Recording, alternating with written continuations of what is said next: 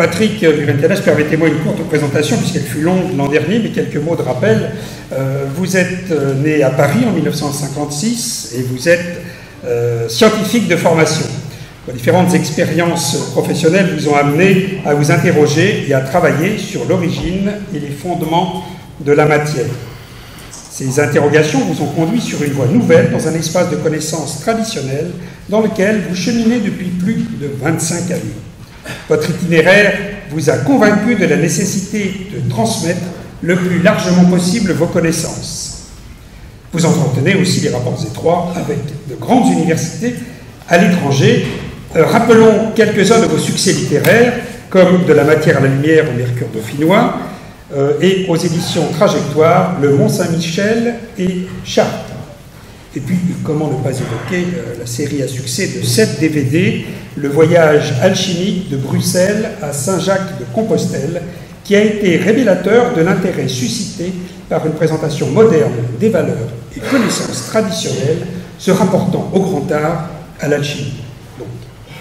Mais votre présentation ne serait être complète si je ne rapportais pas votre récent investissement, votre récent projet qui a vu enfin le jour, qui s'appelle le Collège, dont vous êtes le fondateur, donc fondateur de ce fonds de notation qui s'est doté d'une mission d'intérêt général à caractère culturel, consistant à la conservation et à la transmission du patrimoine artisanal et culturel à travers les arts traditionnels. Il est destiné notamment à la création d'un musée des arts traditionnels, la mise en place d'une grande bibliothèque accessible avec des moyens d'accueil aux chercheurs et surtout à un très large public.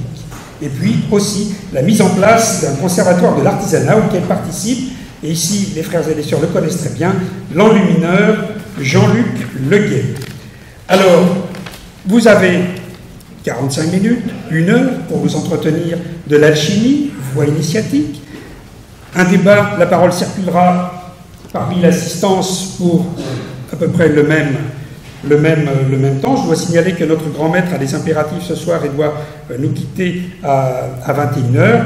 Et avant de vous laisser la parole, et quand on vous laisse la parole, c'est pour entendre aussi la langue des oiseaux, puisque l'an dernier, vous nous avez enchanté avec cette comptine Une souris verte. Alors ce soir, si tel est votre désir, peut-être vous allez nous enchanter avec un autre conte. Mais en tout cas, les questions que nous posons, c'est comment pourrait-on définir l'alchimie traditionnelle? Sur quoi reposent ces principes de base? Est-ce un art, une science, une technique? La pierre philosophale, est-ce une réalité? Est-ce un mythe? Peut-on expliquer tous les mystères de la nature par le grand œuvre? Et puis, en général, le mot alchimie nous ramène au Moyen-Âge, mais qu'en est-il aujourd'hui? Alors, la femme, l'homme, quand elle fait profane la démarche de rentrer dans un temple, elle y découvre certains symboles, mais ce qu'ils ne savent pas, bien souvent, c'est que tous ces symboles ramènent une origine très lointaine qui est l'alchimie. Et c'est pour ça, ce soir, Patrick, mon cher Patrick, nous comptons sur vous pour décrypter tous ces mystères. Bonsoir. Décrypter, c'est bien le bon mot. Décrypter, c'est sortir de la crypte, bien sûr. Donc ça tombe bien, on commence déjà avec la langue des oiseaux, et je me suis posé cette question, alchimie, voie initiatique. Alors déjà, pour comprendre si c'est une voie initiatique, il faut comprendre un peu l'histoire de l'alchimie. Les traces les plus anciennes qu'on ait sont chez les Sumériens. Et les gens commencent à travailler, ensuite, je fais un peu plus court, on arrive vers les Égyptiens, et les Égyptiens ne s'appellent pas les Égyptiens, nous les appelons les Égyptiens, mais en réalité ils s'appellent les Kémis, c'est-à-dire les habitants de la terre de Kem. Et Kem, évidemment, c'est noir, donc c'est les habitants de la terre noire. Et ils travaillent dans un temple souterrain, un temple secret, le temple d'Hermopolis. Et à l'intérieur, bien sûr, ils essayent de trouver le secret des dieux. Alors on voit déjà que cette alchimie, on travaille dans un lieu particulier, on travaille dans un temple, on travaille dans un laboratoire, et le laboratoire est moitié labor et moitié oratoire, donc moitié dans la matière et moitié dans l'esprit.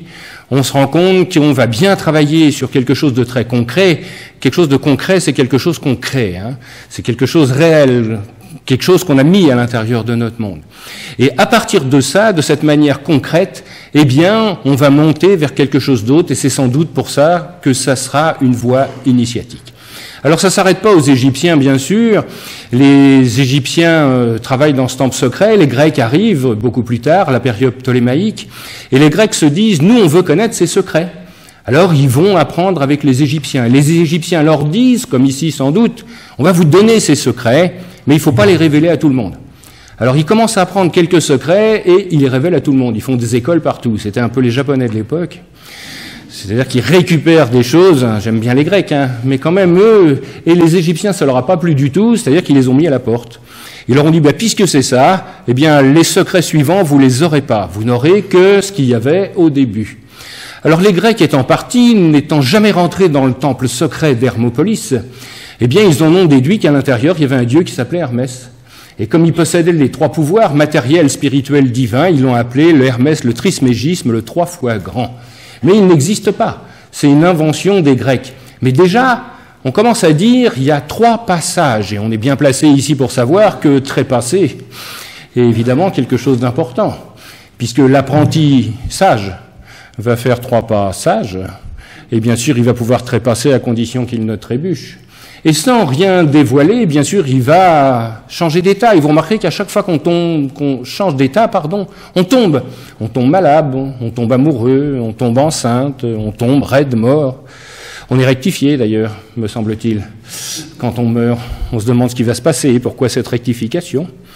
Et à partir de ce moment-là, on sent qu'il va y avoir 3 étapes. D'ailleurs, tout ce qui est autour de nous, on appelle ça la matière. L'âme a 1 tiers. 1 tiers d'âme et 2 tiers d'autre chose. Animus, corpus, spiritus, la matière, ce qui anime la matière, et le message véhiculé par cette matière. Donc on se rend compte que notre chemin initiatique, et là on va vraiment pouvoir parler de chemin initiatique, à partir des Grecs, parce que ça va être un peu plus tard, nous, tous nos fondements de la connaissance alchimique d'aujourd'hui, elle vient d'Alexandrie. Et Alexandrie, il y a une source très intéressante de connaissances. La fameuse bibliothèque, vous savez, celle qui n'a pas été détruite par César. Mais enfin, c'est un scoop, ça. Je vous le dis entre nous. Mais cette bibliothèque n'a pas été détruite. Qu'est-ce qui se passe? On a Alexandre le Grand qui prend, évidemment, toute la région. Il prend le monde connu et il donne un de ses généraux l'Égypte. Et ce général est très intelligent, Ptolémée Ier, et lui il se prend pour un Égyptien. Il se prend tellement pour un Égyptien qu'il fait une lignée de pharaons. Et il décide de faire une bibliothèque unique, une bibliothèque incroyable, qui va connaître et qui va contenir toute la connaissance du monde connu, non seulement la période contemporaine, mais leur propre antiquité.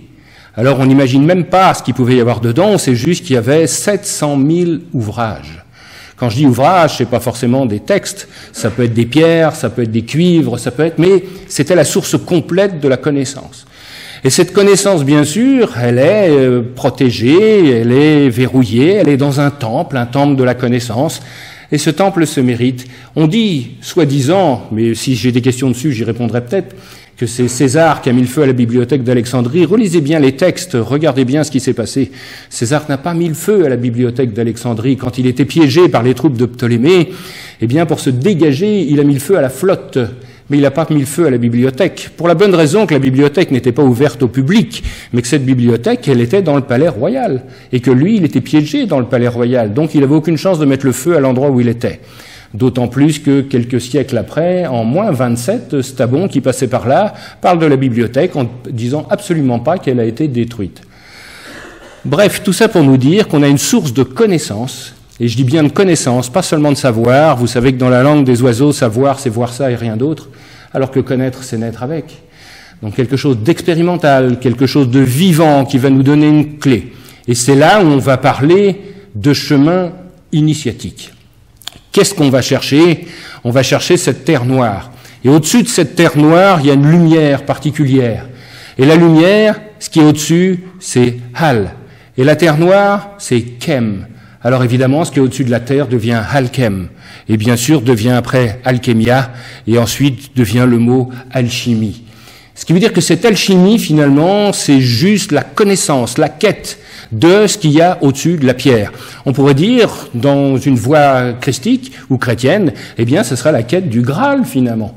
D'ailleurs, on a la même racine, entendez, le Graal la racine gal, qui veut dire pierre. À chaque fois qu'on aura le guimel et le lamed, ces deux lettres hébraïques, qui veulent dire à la fois quelque chose qui roule et quelque chose qui roule jusqu'à la fin, eh bien on aura cette quête. Et c'est pour ça que cette quête, ce chemin initiatique, un chemin initiatique, vous savez, c'est quelque chose qu'on débute, c'est pas quelque chose qu'on finit. Initier quelque chose, c'est le commencer, c'est pas le finir.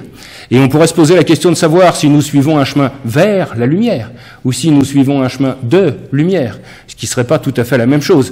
Et pour commencer ce chemin, bien sûr, nous tous, on lève le talon, on lève le pied, on décolle du sol pour faire 3 passages. Et quand on décolle du sol, on va bouger un os dans le pied. Et cet os, il s'appelle l'astragale, moitié astre et moitié gale, moitié pierre et moitié lumière. Et à la fin du pèlerinage, bien sûr, à la fin du chemin, on arrivera à Compost Stella, les étoiles dans le compost, démarrer en levant le talon pour chercher la lumière, finir le chemin en la trouvant à l'endroit où les étoiles sont tombées à l'intérieur de la terre. Là est le chemin de l'alchimiste. Alors évidemment, si je reprends cette voie christique, eh bien, il y a une voie christique, ce sera le Christos, et le Christos, c'est lui qui laisse passer la lumière sans résistance. Et bien sûr, ce Christos, souvenez-vous des 3 rois mages, il y en a un noir, un blanc et un rouge. Et ces 3 rois mages suivent une étoile à 5 branches. Et à la verticale de cette étoile à 5 branches, dans une grotte, ils trouvent un Christos. Alors forcément, ça nous rappelle quelque chose. Vous n'êtes pas sans savoir que pour faire le grand œuvre, il faut 3 étapes, puisqu'on va faire 3 passages. La première étape, c'est la décomposition de la matière, pour que séparer le subtil de l'épais, lentement, avec grande industrie. Si on veut faire rentrer la lumière dans un corps, il faut d'abord que ce corps soit transparent. Transparent, ça veut dire qu'il traverse les apparences. Vous remarquerez, quand on arrive dans ce monde, on apparaît. Quand on quitte ce monde, on disparaît. Donc on ne fait que paraître. Et la clé, c'est on est quand. Et peut-être que la quête, c'est la quête de l'être. Et cet être, est-ce qu'il est ici? Est-ce qu'il est à l'intérieur de ce temple? Ou est-ce qu'il est caché ailleurs?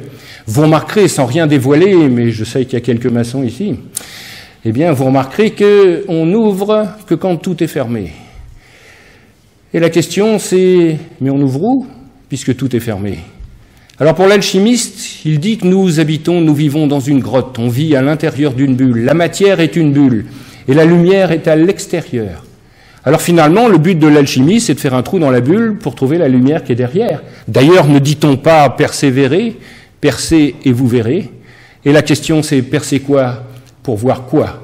Si à l'extérieur est la lumière et que cette lumière s'est transmutée pour faire ce qu'on appelle la matière, eh bien il va falloir remonter à la source et donc percer ce trou pour voir ce qu'il y a de l'autre côté. Et ça va nous donner des clés qui sont très intéressantes parce que vous tous qui êtes ici, vous venez d'un endroit. Si je vous demande d'où vous venez, vous allez me dire de quel endroit vous venez. Mais si vous habitez à un endroit, c'est quelque part il y a un envers. Et évidemment, notre quête n'est pas la quête de l'endroit, mais la quête de l'envers. C'est-à-dire la quête de ce qu'il y a à l'extérieur, de l'autre côté de la bulle. Et évidemment, ça nous donnera la couleur, une couleur très intéressante d'une manière initiatique, le vert. Et le vert est la connaissance des choses cachées, puisque le texte fondateur de l'alchimie est la table d'émeraude. Émeraude, c'est esmeralde. Et esmeralde, en perse, ça veut dire cœur de pierre. Et ça veut dire qu'au cœur de la pierre, il y a quelque chose de caché. Vitriol, sans doute, puisqu'on nous dit de visiter l'intérieur de la terre, et en rectifiant, on trouvera la pierre occulte. Et c'est là où, d'un côté, c'est le leitmotiv de l'alchimie. L'alchimiste commence par ça, et c'est aussi, me semble-t-il, le leitmotiv du maçon. C'est-à-dire qu'à la fois, nous tous, et ensemble, on va chercher le point comme un. Alors pour trouver ce point commun, il va falloir rassembler tout ce qui est en haut avec ce qui est en bas, puisqu'on avait nos 3 rois mages dans la voie christique, qui est aussi une voie d'alchimie. La noire, c'est donc la décomposition. Le blanc, c'est la recomposition et l'alignement. Et une fois qu'un corps est recomposé et aligné, la lumière peut descendre dedans sans résistance et ça devient rouge, noir, blanc, rouge. Ça tombe bien puisque c'est les couleurs des 3 rois mages. Et vous remarquez que ces rois mages, on m'a demandé de parler de contes, de raconter des histoires. C'est pas la saison, mais disons que ça colle bien. Je vous en raconterai un d'abord sur la voie christique, ensuite un sur la voie kabbaliste, et puis un sur la voie soufie, puisque c'est les 3 religions du livre. Et finalement, c'est bien de mettre tout le monde d'accord pour une fois. D'ailleurs, on se remarquera que dans une assemblée comme la nôtre, ici, on ne doit jamais donner la parole, mais l'accorder. Et l'accorder n'étant pas condescendant, mais une manière d'être sur l'unisson. C'est pas un hasard si dans les temples de construction les colonnes étaient creuses, qu'elles étaient en bronze, que le bronze est le métal qui résonne, et que si je tape sur un métal qui résonne, eh ben ça va me faire résonner aussi. Et cette idée, être enfin en accord, parler enfin du même voix, nous permet de la suivre. Parce qu'évidemment, la voix se suit par 3 passages. La voix, on l'entend. C'est pour ça qu'on nous appelle les paysans. Les alchimistes sont des laboureurs, car nous savons cultiver les champs. Vous l'entendez comme vous voulez. La deuxième chose, c'est la manière de voir les choses, car évidemment, pour suivre la voie, c'est celui qui voit. Et enfin, la troisième chose, c'est le chemin, parce qu'on suit la voie, on suit ce chemin. Évidemment, lors de ce chemin, le but, les 3 rois mages nous le disent, mais ils nous le disent en perse, ils nous le disent dans leur nom, car personne à l'époque ne s'appelait ni Gaspard, ni Balthazar, ni Melchior, mais c'est des noms perses. Alors le premier, vous allez voir, il va vous rappeler quelque chose, il s'appelle Mahel Kahor, le seigneur des nains. Celui qui travaille à l'intérieur de la matière. Et le seigneur des nains, vous savez que chez nous, il y a des nains. En réalité, c'est pas des nains, c'est des gnomes. Et c'est gnomes de gnose, et de gnose de la connaissance. Ça me fait penser évidemment aux 7 nains de Blanche-Neige. Vous avez remarqué que Mickey a des gants blancs, donc ça doit bien vouloir dire quelque chose. Eh bien, les 7 nains de Blanche-Neige, en réalité, c'est 7 gnoses, c'est 7 caractères, et c'est 7 caractères à franchir, les 7 émotions à franchir entre la matière et l'esprit. À tel point, c'est quoi le métier des nains ? C'est bien de creuser l'intérieur de la terre pour chercher des pierres précieuses, vitriol, bien sûr. Donc, ce Walt Disney, même s'il reprend les contes de Grimm, qui sont des contes traditionnels qu'ils n'ont pas écrits, utilise ces vecteurs pour transmettre des secrets de fabrication. Donc, le seigneur des nains, c'est celui qui garde la connaissance d'en bas. Et c'est pour ça que c'est l'homme noir, c'est-à-dire celui de la putréfaction. On disait à l'époque corrompu. Évidemment, la corruption, aujourd'hui, ça n'a pas le même sens, mais évidemment, si c'est corrompu, nous, on va faire du bricolage pour, évidemment, rassembler ce qui est épars, ce qui va nous intéresser. Donc, ça, c'est celui qui est en bas. Celui qui est en haut, c'est le jeune homme, il s'appelle Gaspard. Et Gaspard, celui qui est en haut, il amène l'or. Et vous savez qu'en hébreu, or, c'est Aor, et Aor, ça veut dire la lumière. Donc, en gros, il cherche la lumière. Mais la lettre du milieu, qui est la lettre Vav, qui est représentée par le sourcil et le nez, se prononce aussi ou. Et donc, on l'entend Aor ou Aour. Et c'est pour ça qu'en réalité, c'est le même mot. Amour et or, c'est le même mot. Donc, c'est bien cette quête de l'amour et de l'or, et non pas de l'or pécuniaire, l'or matière, mais celle qui est justement et uniquement au niveau de l'esprit. Alors, Gaspard, évidemment, il est en haut avec les lumières. Mahel Kahor, il est en bas avec les ténèbres. Et qui est-ce qu'il y a au milieu? Eh bien, celui, justement, qui va nous faire suivre le chemin, il s'appelle Balthazar. Mais vous allez entendre ce soir Baal Hazar, le serviteur du hasard. Eh bien, quand le serviteur du hasard fait le lien entre le haut et le bas, la lumière descend dans la matière et il trouve le Christos.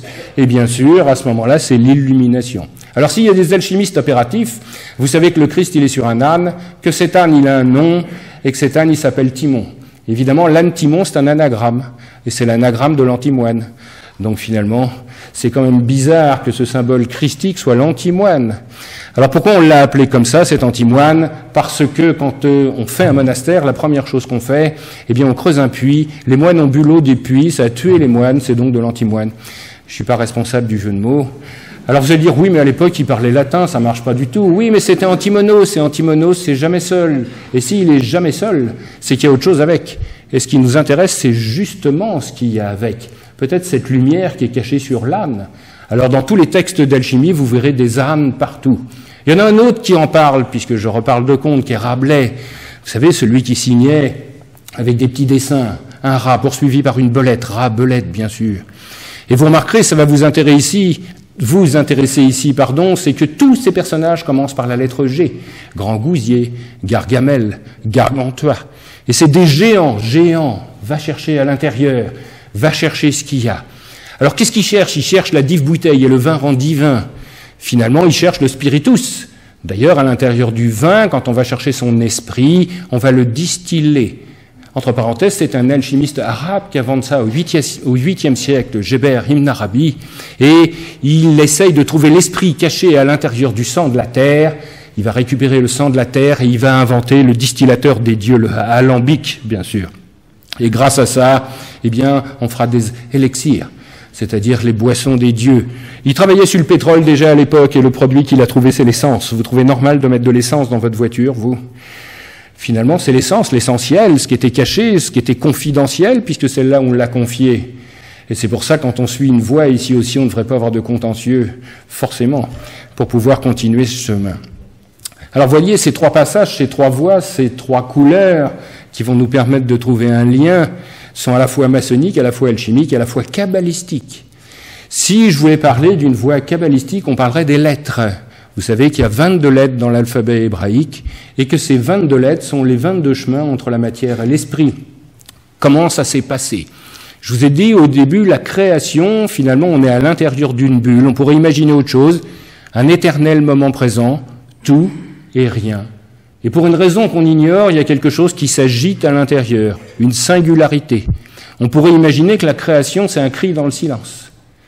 Et ce cri dans le silence, finalement, crée une onde, l'onde revient sur elle-même, et la première onde crée une forme, et la première forme crée la différence. Et dès l'instant qu'il y a une différence, on ne peut plus parler d'unité, puisqu'il y a deux choses différentes. Et c'est là que ce qui va être à l'extérieur va s'appeler la lumière, et ce qui va être à l'intérieur va s'appeler les ténèbres.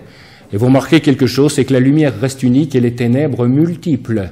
Peut-être que les ténèbres, c'est ce qui fractionne, c'est le diable, et peut-être que ce qui rassemble, c'est le symbole, et sans doute notre quête du symbole est la quête de rassembler ce qui est épars. Maintenant, le symbole, c'est comme une porte, hein. On peut passer sa vie à la décrire sans jamais la franchir. La franchir, vous l'entendez comme vous voulez. On a cette névrose obsessionnelle un peu du symbole aussi, nous. C'est comme si on avait un poteau indicateur et qu'on passait notre vie à dire comment il est dessiné, quelle est la nature de l'encre, mais si on n'allait jamais à l'endroit qui l'indique. Donc à un moment, évidemment, le symbole, il va aussi falloir l'abandonner. Et c'est là, encore une fois, on va emprunter notre chemin. Emprunter notre chemin, ça veut dire deux choses. La première, c'est qu'il n'est pas à vous, puisque vous l'empruntez. Et la deuxième, ça veut dire que c'est vous qui le faites à chaque fois, puisque c'est chaque empreinte qui va faire le chemin. Mais est-ce que l'empreinte existe vraiment? Absolument pas. Une empreinte n'existe que parce qu'il y a un pied et parce qu'il y a du sable. Mais l'empreinte en tant que telle, elle n'existe pas. En gros, on est en train de suivre un chemin et on ne peut arriver au bout de ce chemin que si on ne sait pas ce qu'on cherche. Si je sais ce que je cherche, au mieux je trouverai ce que je sais. Mais si je ne sais pas ce que je cherche, alors évidemment, là, je vais aller sans doute dans un premier temps au hasard, je vais errer, et errer finalement, c'est peut-être la quête du chevalier errant, et ce chevalier errant, d'ailleurs ce que je vous dis ce soir est cohérent, bien sûr, ça veut dire qu'on erre tous ensemble et que c'est rassurant, mais ça veut dire qu'à partir de là, on erre sur le même bateau, sur le même vaisseau, j'oserais dire, puisqu'on est des alchimistes, et seul le maître peut conduire le vaisseau à bon port. Lors de cette première création, de cette première musique, de ce premier son, on dit il y eut un début, il y eut une fin. C'est-à-dire que le temps commence à être créé. Et on dit il sépara la lumière des ténèbres. Et on rajoute et il vit que c'était bien. C'est pas du tout ce qu'il a dit, hein. Vous vous rendez compte, ce Dieu, vaniteux quand même, hein, il fait un truc super, il regarde, puis il fait c'est cool ce que j'ai fait. Hein. Donc il n'y a aucune chance que ça soit ça. Il a dit Kitov. Et Kitov, ça veut juste dire waouh. Et peut-être que tout notre chemin, c'est la capacité de refaire « waouh », c'est-à-dire retrouver notre faculté d'émerveillement. Alors cette vibration initiale, c'est la première lettre de l'alphabet hébraïque, le Aleph, et c'est la première lettre du mot « amour ».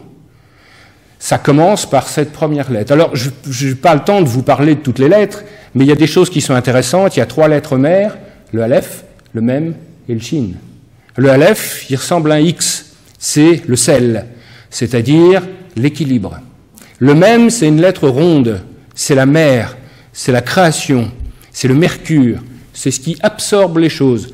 À certains endroits, c'est quand on est au nord. Parce qu'au nord, c'est là où on est là pour absorber. Et celui qui parle n'écoute pas. Donc évidemment, pour absorber, on ne demande qu'une seule chose, tais-toi. Tais-toi, bien sûr.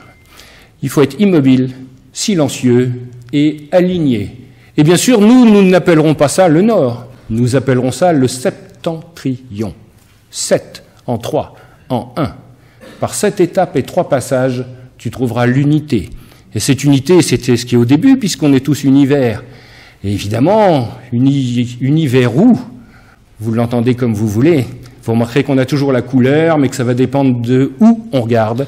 Si je regarde vers l'intérieur de la bulle, c'est vers où? Si je regarde vers l'extérieur de la bulle, c'est ouvert. Et vous remarquerez que ce ver, dans tous les textes, je pensais à Goethe, qui fait le serpent vert, je pensais le nombre de dragons verts que vous avez dans les textes, je pensais au lion vert des alchimistes. Mais le lion vert, qu'est-ce que ça veut dire?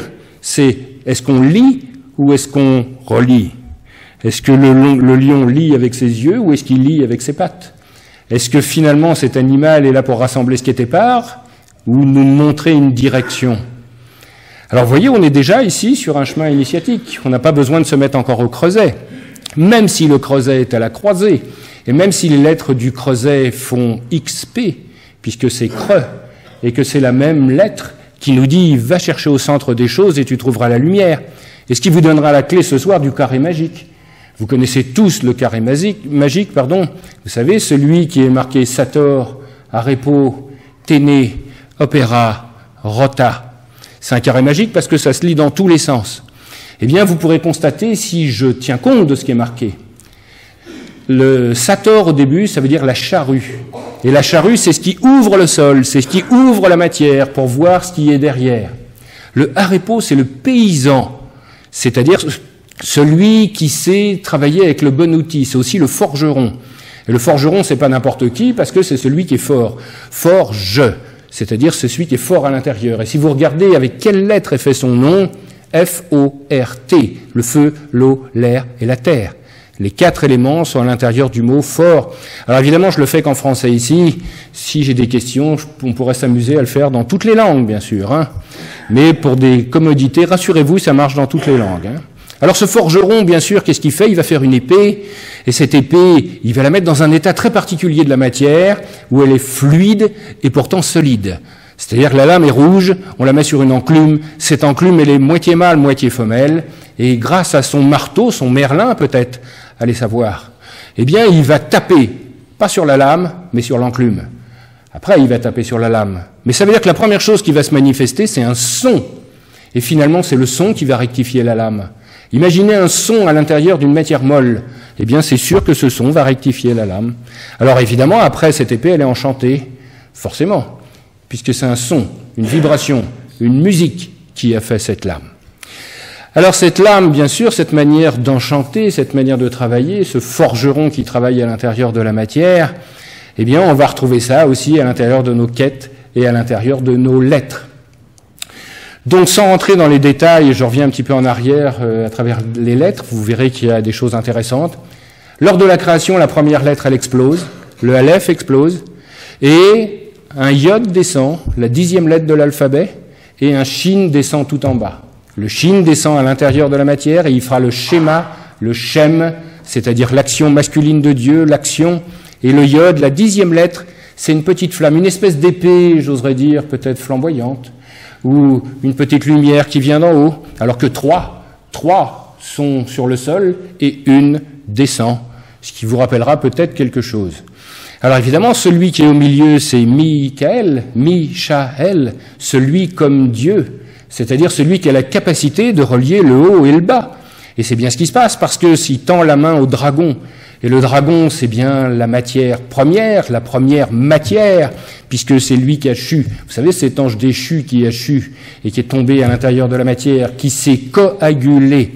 Eh bien, que fait Michael? Il tend la main au dragon, finalement. Que fait l'épée? Que fait l'étoile?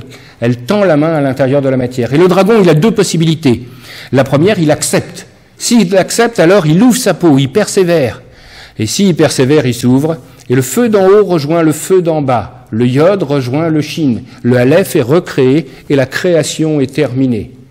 Par contre, s'il refuse, eh bien la lumière appuie sur la matière. Et évidemment, le dragon est terrassé. On ne tue jamais un dragon, on le terrasse. C'est-à-dire qu'on le met à l'intérieur de la terre. Et évidemment, à partir de ce moment-là, il est à l'intérieur de ses peurs. C'est pour ça qu'il est terrifiant. Et c'est pour ça qu'il est terrifié. Et on sait quoi faire sur un chemin initiatique. La première chose, cesser d'avoir peur. Et si je n'ai plus peur, alors je pourrais franchir le seuil. Je pourrais rentrer dans le temple invisible, parce qu'il y en a un qui est visible ici. Mais on ne peut pas imaginer une seconde que des initiés travaillent ici. Ils travaillent sans doute à l'envers, et pas à l'endroit. Et peut-être que tout notre travail maçonnique, finalement, ou tout le travail de la quête, eh bien, c'est de passer du temple à l'endroit au temple à l'envers. Sans rien dévoiler, mais je ne peux pas faire autrement que parler un peu de ça ici. Vous remarquerez que quand on rentre à l'intérieur d'un temple, on ne mesure plus le temps de la même manière. Et quand on en sort, on redonne le temps vulgaire. Ça veut dire qu'on n'est plus dans le même espace-temps. Et ce temple invisible, il existe, et vous le percevez une seule fois. Sans rien dévoiler, eh bien, on a des impressions après d'initiation, quand les gens ont vécu quelque chose. Vous n'avez pas remarqué que les gens disent toujours la même chose? Vous n'avez pas remarqué qu'ils disent toujours on est dans un vrai temple, qu'il est vraiment en pierre, qu'il est plutôt circulaire, qu'on a l'impression de descendre dans une crypte, et que si on faisait, c'est un vrai travail qu'on pourrait faire, c'est collationner toutes les impressions d'initiation, eh bien je suis sûr que chacun donnerait une des pièces du puzzle du vrai temple invisible. Et peut-être que tout notre travail, c'est de le retrouver finalement. C'est d'être capable de passer de cet endroit vulgaire à un envers sacré. Et évidemment, quand est-ce que ça marche pas? Parce qu'on est à l'intérieur d'un rituel, on est à l'intérieur de quelque chose, on est à l'unisson, l'esprit souffle, et puis tout d'un coup, on en a un qui regarde sa montre. C'est foutu. Il vient de nous ramener dans le temps ordinaire. Et on vient de passer du temple à l'envers au temple à l'endroit. Et à partir de ce moment-là, un vrai chemin initiatique, bien sûr, même s'il commence à l'endroit, eh bien, immanquablement, il va finir à l'envers. Alors, il y a un parallèle très étroit, vous l'entendez comme vous voulez, puisqu'on dit que le chemin est étroit, et que, sans entrer plus en détail avec les lettres hébraïques, une autre histoire, celle des chevaliers de la table ronde, ça me permet de jouer un peu avec la langue des oiseaux en anglais. Vous savez que notre quête est la quête du Graal, et que le Graal, textuellement, ça veut dire la lumière au-dessus. Et avant Chrétien de Troyes, le Graal, c'est pas une coupe, c'est une pierre. Donc la quête est la quête de la pierre et pas la quête de la coupe. Et on peut dire que cette pierre, eh bien, on va aller la chercher. Alors quand on va dire en anglais à quelqu'un « réveille-toi », le matin, vous allez lui dire « wake up ». Et ce soir, vous allez entendre « wake up », le chemin de la coupe. Si ça, c'est pas la quête du Graal. Surtout si le soir, on lui a dit « sois un bon chevalier », « good night », vous l'entendez comme vous voulez. Le soir, on lui dit « c'est un bon chevalier », on laisse passer la nuit dessus, et on finit avec la quête de la coupe. Évidemment, puis tout est dit, je veux dire, vous n'êtes pas là, c'est nobody, non? Donc finalement, on sait que c'est que le corps qui va être dans ce voyage. Et puis, la beauté n'est vraie que si elle est complète, beautiful, bien sûr. Donc on sait ce qu'on cherche, et notre quête est la quête de l'unité, et c'est pour ça qu'on est tous univers.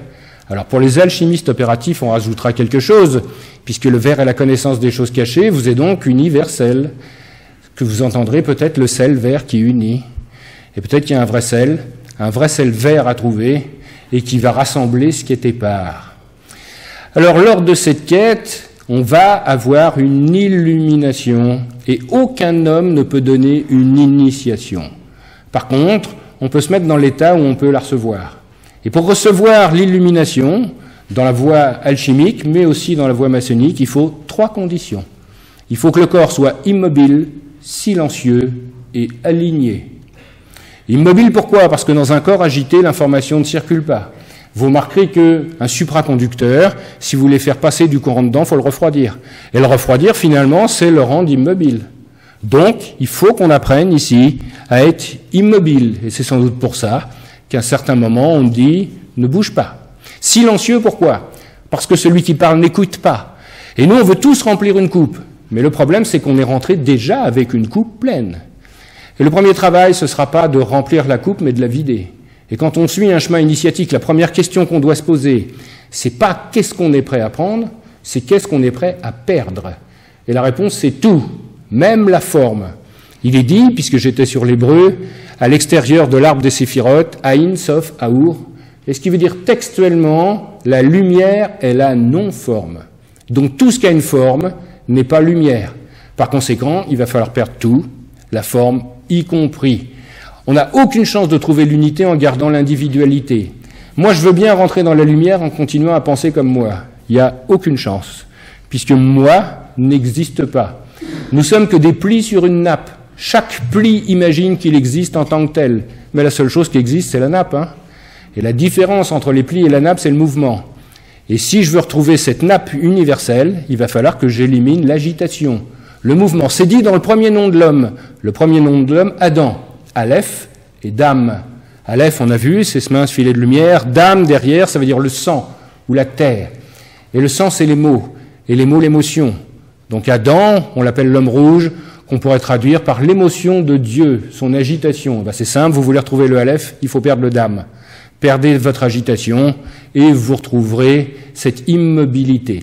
D'ailleurs, si Dieu est un, il est forcément immobile, parce que pour bouger, il faut au moins être deux. Donc ça veut dire que si je suis dans chaque chose et chaque chose est en moi, je suis forcément immobile. Dieu est très mauvais en mathématiques, il ne sait compter que jusqu'à 1. Au début, c'est l'inconnu, et à la fin du chemin, c'est l'inconnu. Et c'est sans doute là que va se terminer notre quête. Pour bien suivre une quête, et je terminerai temporairement dessus, il faut les deux natures. Ces deux natures, bien sûr, soufre et mercure, on les entend en hébreu dans ces deux lettres, le shin et le mem. Eh bien, celui qui guide, c'est celui qui a les deux natures, mem, shin, Moïse. Moïse. C'est pour ça qu'il s'appelle Moïse, parce que ça veut dire celui qui contient les deux natures. Et quand ces deux natures reçoivent la lumière, c'est-à-dire un chandelier à 3 branches finalement, c'est-à-dire un autre shin, le shin, mem, shin du Moïse veut dire shemesh. Et shemesh, ça veut dire le soleil. Ça veut donc dire que quand Moïse a conduit son chemin, qu'il a trouvé la voie du milieu par 3 passages et 7 épreuves, il a reçu la lumière, et en recevant la lumière, il est devenu le soleil.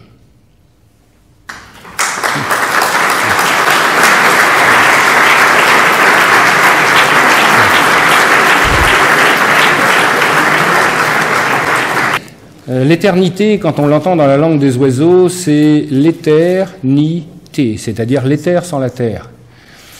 On ne peut trouver l'éternité qu'en dehors de la matière, le temps proportionnel à la masse. Et il y a quelque chose dont j'ai pas parlé, j'y ai pensé vaguement tout à l'heure en disant on va recevoir la lumière, c'est Saint Christophe. Saint Christophe, c'est le chrysophore, ça veut dire celui qui porte la lumière, et ça nous donne une clé très importante, à la fois d'un point de vue alchimique et à la fois d'un point de vue métaphysique. Bon, c'est une histoire, après chacun croit en ce qu'il veut, hein. J'ai coutume de dire, je suis pas croyant, Dieu merci, et j'ai dans j'écris même dans des ouvrages religieux maintenant, vous voyez à quel point, j'ai un curé qui a écrit sur moi en disant, ça y est, il a avancé, il a trouvé Dieu, donc j'espère que... Et c'est vrai, avant il fut un temps, quand on me parlait de ces choses-là, je disais non, ça n'existe pas. J'ai fait un pas, aujourd'hui j'ai dit je ne sais pas. Donc, j'ai pas de réponse aujourd'hui, je peux pas m'étaler un petit peu là-dessus, sur l'impermanence des choses, sur la destinée, sur... on imagine, nous, justement, dans un chemin initiatique, que finalement tout est écrit et qu'on vient de très loin. C'est possible, mais le contraire aussi. Je donnerai juste le seul exemple, c'est une rivière qui porte du bois flotté, et puis ce bois, il y a un étranglement à un endroit, et tous les morceaux de bois se retrouvent les uns à côté des autres, et chaque morceau dit à son voisin, mais c'est incroyable, tout mon destin m'a conduit jusqu'ici. Et l'autre bout de bois qui va être à côté, il dit, mais c'est incroyable, moi aussi, ce qui prouve bien qu'il y a une prédestination, mais ça se trouve, la rivière n'a pas la moindre idée qu'il y a du bois dessus.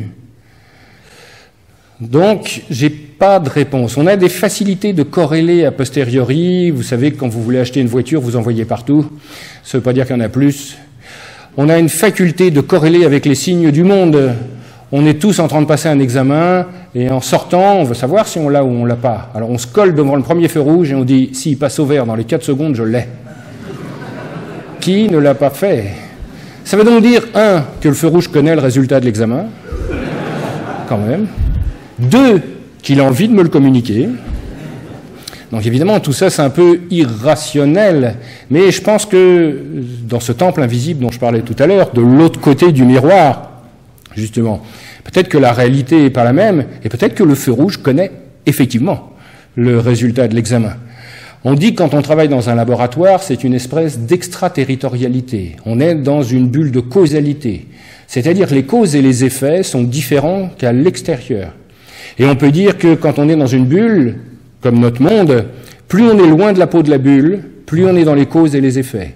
Plus on est proche de la peau de la bulle, voire quand on l'a percée, on est dans des effets sans cause. Et évidemment, pour expliquer ça, voilà, je vous laisse la parole cette fois. Il y avait une question qui est un peu dans l'air, là, c'est l'alchimie n'est pas une technique, ça s'appelle le grand art. Donc c'est pas mesurable, c'est pas quantifiable, et ça dépend de l'expérimentateur. Alors que la technique, non. On est dans l'art, on est des rêveurs, on est des poètes. Hein. Ça ne veut pas dire qu'on ne fait pas des choses, puisque c'est sacré. Si c'est sacré, sacré. Donc par la vibration, par le mot, par le fait de savoir que c'est pas impossible, c'est ce qu'on met au fronton du laboratoire. Il ne savait pas que c'était impossible, alors il l'a fait. On est un peu dans cette vision-là. Donc l'idée, c'est de prendre une matière et de la râper. Et à force de la râper, d'abord je vais voir à travers, puis après, je vais la percer et je vais voir derrière. C'est ça, une pierre philosophale. Pour les alchimistes, la matière, c'est des ombres. Vous êtes dans une bulle, il y a une peau, la lumière est à l'extérieur, ça veut dire que s'il y a un obstacle, l'obstacle projette une ombre, et la matière est une ombre. Et c'est pour ça que l'obstacle, en hébreu, on appelle ça Shatan, Satan. Satan, c'est pas un personnage, c'est l'obstacle. Et il projette quelque chose, et ce qu'il projette, c'est Lucifer. C'est pour ça qu'il y a une différence entre les deux. Lucifer, il s'appelle le porteur de lumière. Pourquoi? Parce que c'est une ombre portée. Et quand on est dans ce monde, la seule chose qu'on peut faire, c'est de déplacer les ombres. Mais le vrai cherchant, ou l'alchimiste, il ne déplace pas les ombres, il perce l'obstacle. Et à ce moment-là, c'est pour ça que les alchimistes ne transforment pas, mais ils transmutent. Transformer, c'est prendre une forme pour faire une autre forme. Transmuter, c'est prendre la forme et la faire disparaître, c'est-à-dire rassembler la lumière. Donc pour ce faire, on peut le faire râper la matière par le feu, c'est-à-dire on va utiliser une teinture. C'est pour ça qu'on dit la pierre, il faut la teindre, on l'entend comme on veut. Et cette teinture va être faite par le feu, voix sèche. Plutôt une voix masculine, plutôt une voix d'expression, où on va dire, si je dis ici, il va y avoir des foyers, ça va brûler, ça va sentir mauvais, on va couler, c'est brûlant, il y a tous les hommes qui font « waouh », puis toutes les femmes qui font « pfff ». Bon. Ça ne veut pas dire que ce n'est pas interchangeable, je parle de l'énergie. Si je parle de voie humide, c'est la décomposition par l'eau, par des fluides. C'est-à-dire comment je vais décomposer la matière par l'eau, c'est ce qu'on appelle le lion vert des alchimistes. Eh bien, lentement, avec grande industrie, en décomposant avec un acide, par exemple, ou avec de la rosée, de l'eau, que je vais mettre à l'intérieur d'un ballon, la chaleur sera seulement celle des mains, et ça va durer quelques mois. Alors c'est une voie beaucoup plus féminine. Imaginez, vous mettez les mains sur votre métal, il y a des vapeurs qui apparaissent à l'intérieur, des odeurs d'ailleurs, parce que la beauté, c'est pas seulement un point de vue. Ça s'entend aussi, ça peut être un son, mais ça peut être une odeur, c'est ce qu'on appelle l'odeur de sainteté. Ça, c'est donc les deux voies, c'est-à-dire quand un corps est rectifié, il est beau, il est bon, il sent bon, il fait une belle musique. C'est la même chose, nous sommes imparfaits, donc nous sommes obligés d'avoir des fenêtres de perception séparées, mais en réalité, la perception n'est qu'un. Nous, on a des points de vue différents. D'ailleurs, à tel point, quand cette perception est unique, on appelle ça le bonheur. Le bonheur, c'est à la bonne heure. La bonne heure, c'est au moment présent. Ça veut dire que je suis dans chaque chose et chaque chose est en moi. Mais comme je suis dans une perception totale, eh bien, je ne peux pas le définir, forcément. La seule manière d'en parler, c'est d'en sortir. Mais quand j'en sors, je peux donner qu'un point de vue. Quand vous êtes dans cet état de bonheur, tout est à sa place, vous aussi, mais vous ne savez pas pourquoi. Et si vous vous posez la question de savoir pourquoi, vous ne l'êtes plus. C'est deux outils différents. Un qui est mental, qui est chronologique, la logique du temps, et l'autre qui est le cœur, qui est instantané. Donc, et nous, notre quête est la quête de l'unité. Donc, on ne peut pas trouver l'unité avec un outil chronologique.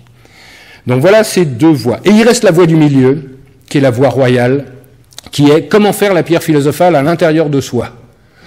Tout le monde me dit « Ah, ben c'est celle-là que je veux faire, parce que c'est celle qui semble le plus cool. » Mais c'est pas vrai. Déjà parce que c'est la voie des prophètes. Et les prophètes, il n'y en a pas beaucoup, hein. Le prophète, c'est forcément quelqu'un de simple. La lumière rentre forcément dans quelque chose de simple, sinon elle se perd dans les choses complexes. Et c'est pour ça que tout le travail de l'alchimiste va être la simplification, la purification. Alors la question, c'est faire ça dans un creuset avec un métal à l'extérieur qui saute partout, tout va bien. Faire ça à l'intérieur de moi et je saute partout, c'est moins facile. Tous les gens qui vivent des vraies épreuves initiatiques ne se disent pas, c'est cool, je leur ferai bien, hein. Généralement, on approche de l'épreuve, on met le doigt dedans, ça fait juste un peu mal, on retire le doigt, puis on fait « ça y est, je l'ai fait ». Non, l'épreuve initiatique, elle est forcément mortelle, au sens propre du terme. C'est-à-dire qu'on doit tuer les apparences. Donc c'est une mort apparente. Et d'ailleurs, tous les cherchants, peut-être, il y en a, pas peut-être, il y en a, peut-être c'est pas péjoratif, hein, c'est les trois lettres mères, le Aleph, le Mem et le Shin, quand elles sont ensemble, ça fait un mot qui veut dire peut-être. Nous, quand on dit peut-être, c'est une éventualité. Mais quand on entend peut-être, ça veut dire que tout est possible. Ce qui est complètement différent. Donc dans cette voie du milieu, ça peut être pour nous. Mais de la manière dont c'est construit en hébreu, puisque c'est construit avec les 3 lettres mères, les 2 natures et l'équilibre. Bref, tout ça pour dire que cette voie royale, si on veut la faire à l'intérieur de son corps, on peut. Mais ça veut dire qu'il va falloir identifier le sel, le soufre, le mercure, l'endroit où on fait une teinture, la fixer, la faire remonter, la comprimer, la mettre en expansion.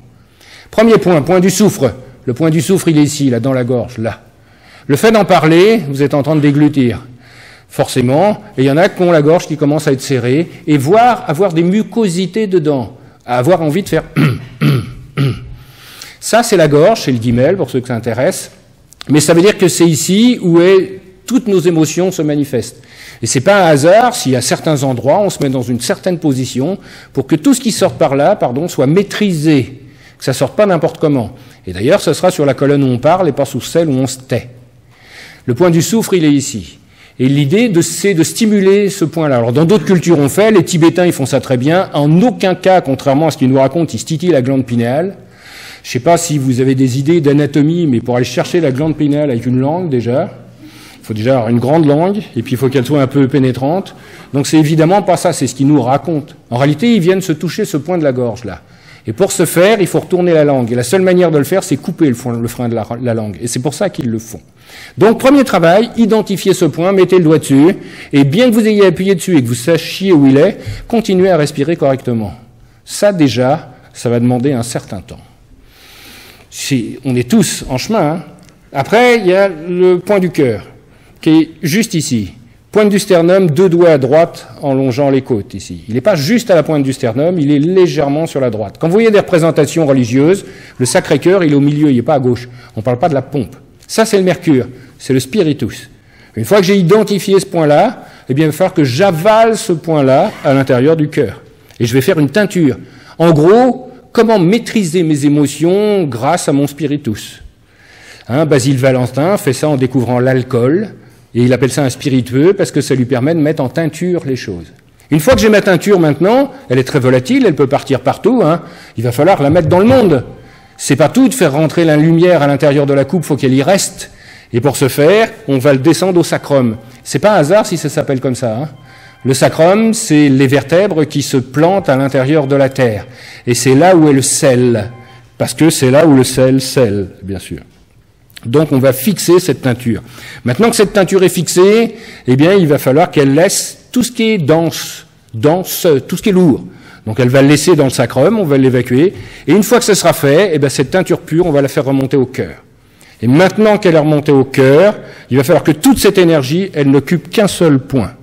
Donc il va falloir la comprimer. Et une fois que je l'aurai comprimée dans ce seul point, alors je vais la relâcher. Et si je la relâche, c'est l'explosion silencieuse. Et là, c'est l'illumination. Tout ce que j'ai dit sur la voie royale est vrai. Il suffit juste de la faire. Voilà. Mais ça fonctionne. Ça marche. Et à toutes ces parties-là, on prend des risques humains.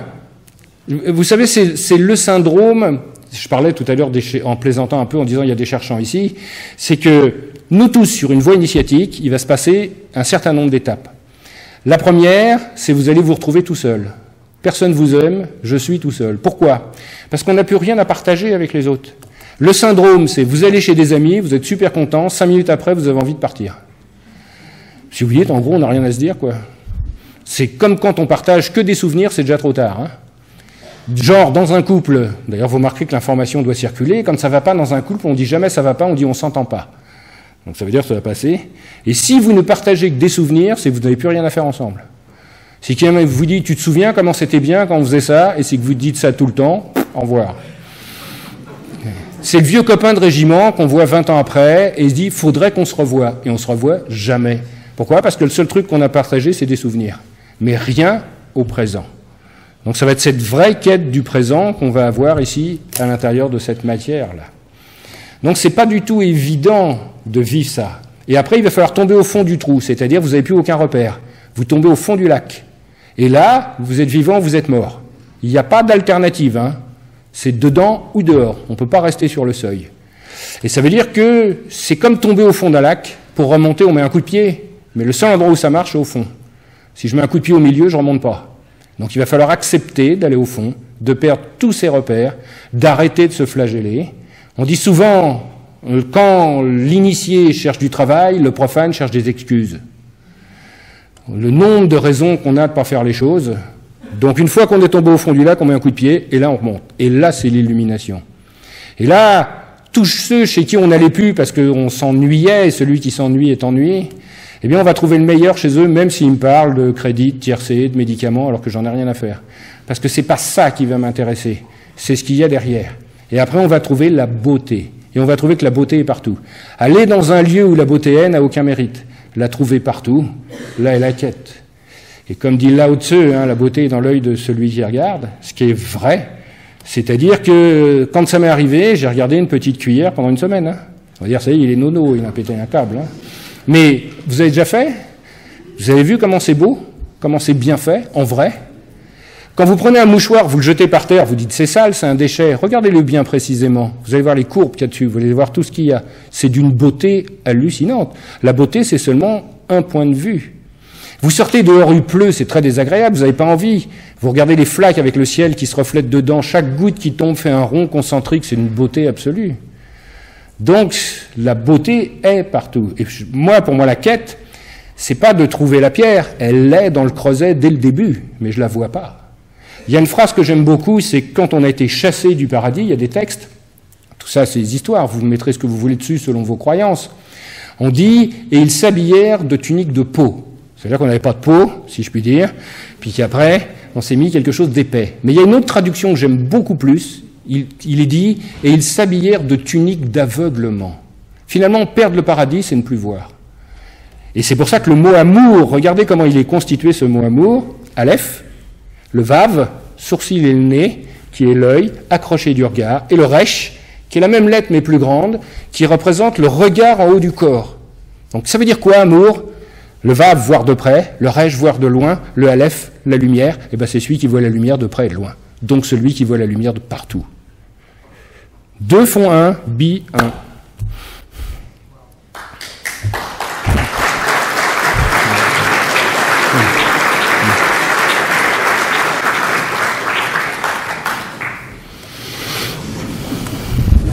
Bonsoir. Je m'appelle Michel Angoverter, après Flavien qui veut dire Michel, un second Michel. C'est un petit message que je veux vous passer, parce que vous êtes en face de moi, je vous ai envoyé il y a un mois et demi un petit mail, vous n'avez pas encore eu l'occasion de me répondre. C'est vrai. Mais je vais reposer la question. Posez la question maintenant, ça va être l'occasion. Enfin, la question est en lien avec la question que j'avais posée. En fait, il y a trois voies, donc la voie humide, du flacon, la voie sèche. J'ai l'impression que la voie du creuset, c'est notre voie, et puis la voie des adeptes. Ma question, et j'espère ne pas entendre que c'est parce que vous aurez été appelé, ma question c'est qu'est-ce qui fait que quelqu'un va faire le choix de la voie sèche, de la voie humide, je n'ose pas parler de la voie des adeptes? C'est parce qu'on a été appelé. Non, je plaisante.